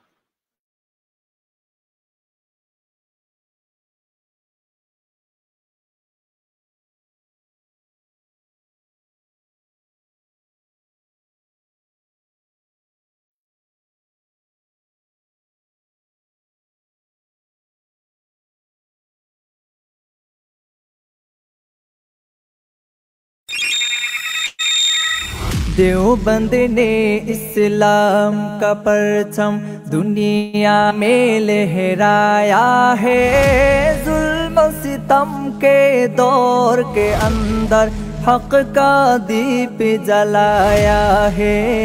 देवबंद ने इस्लाम का परचम दुनिया में लहराया है।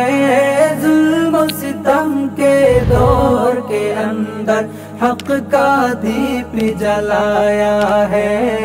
देवबंद ने इस्लाम का परचम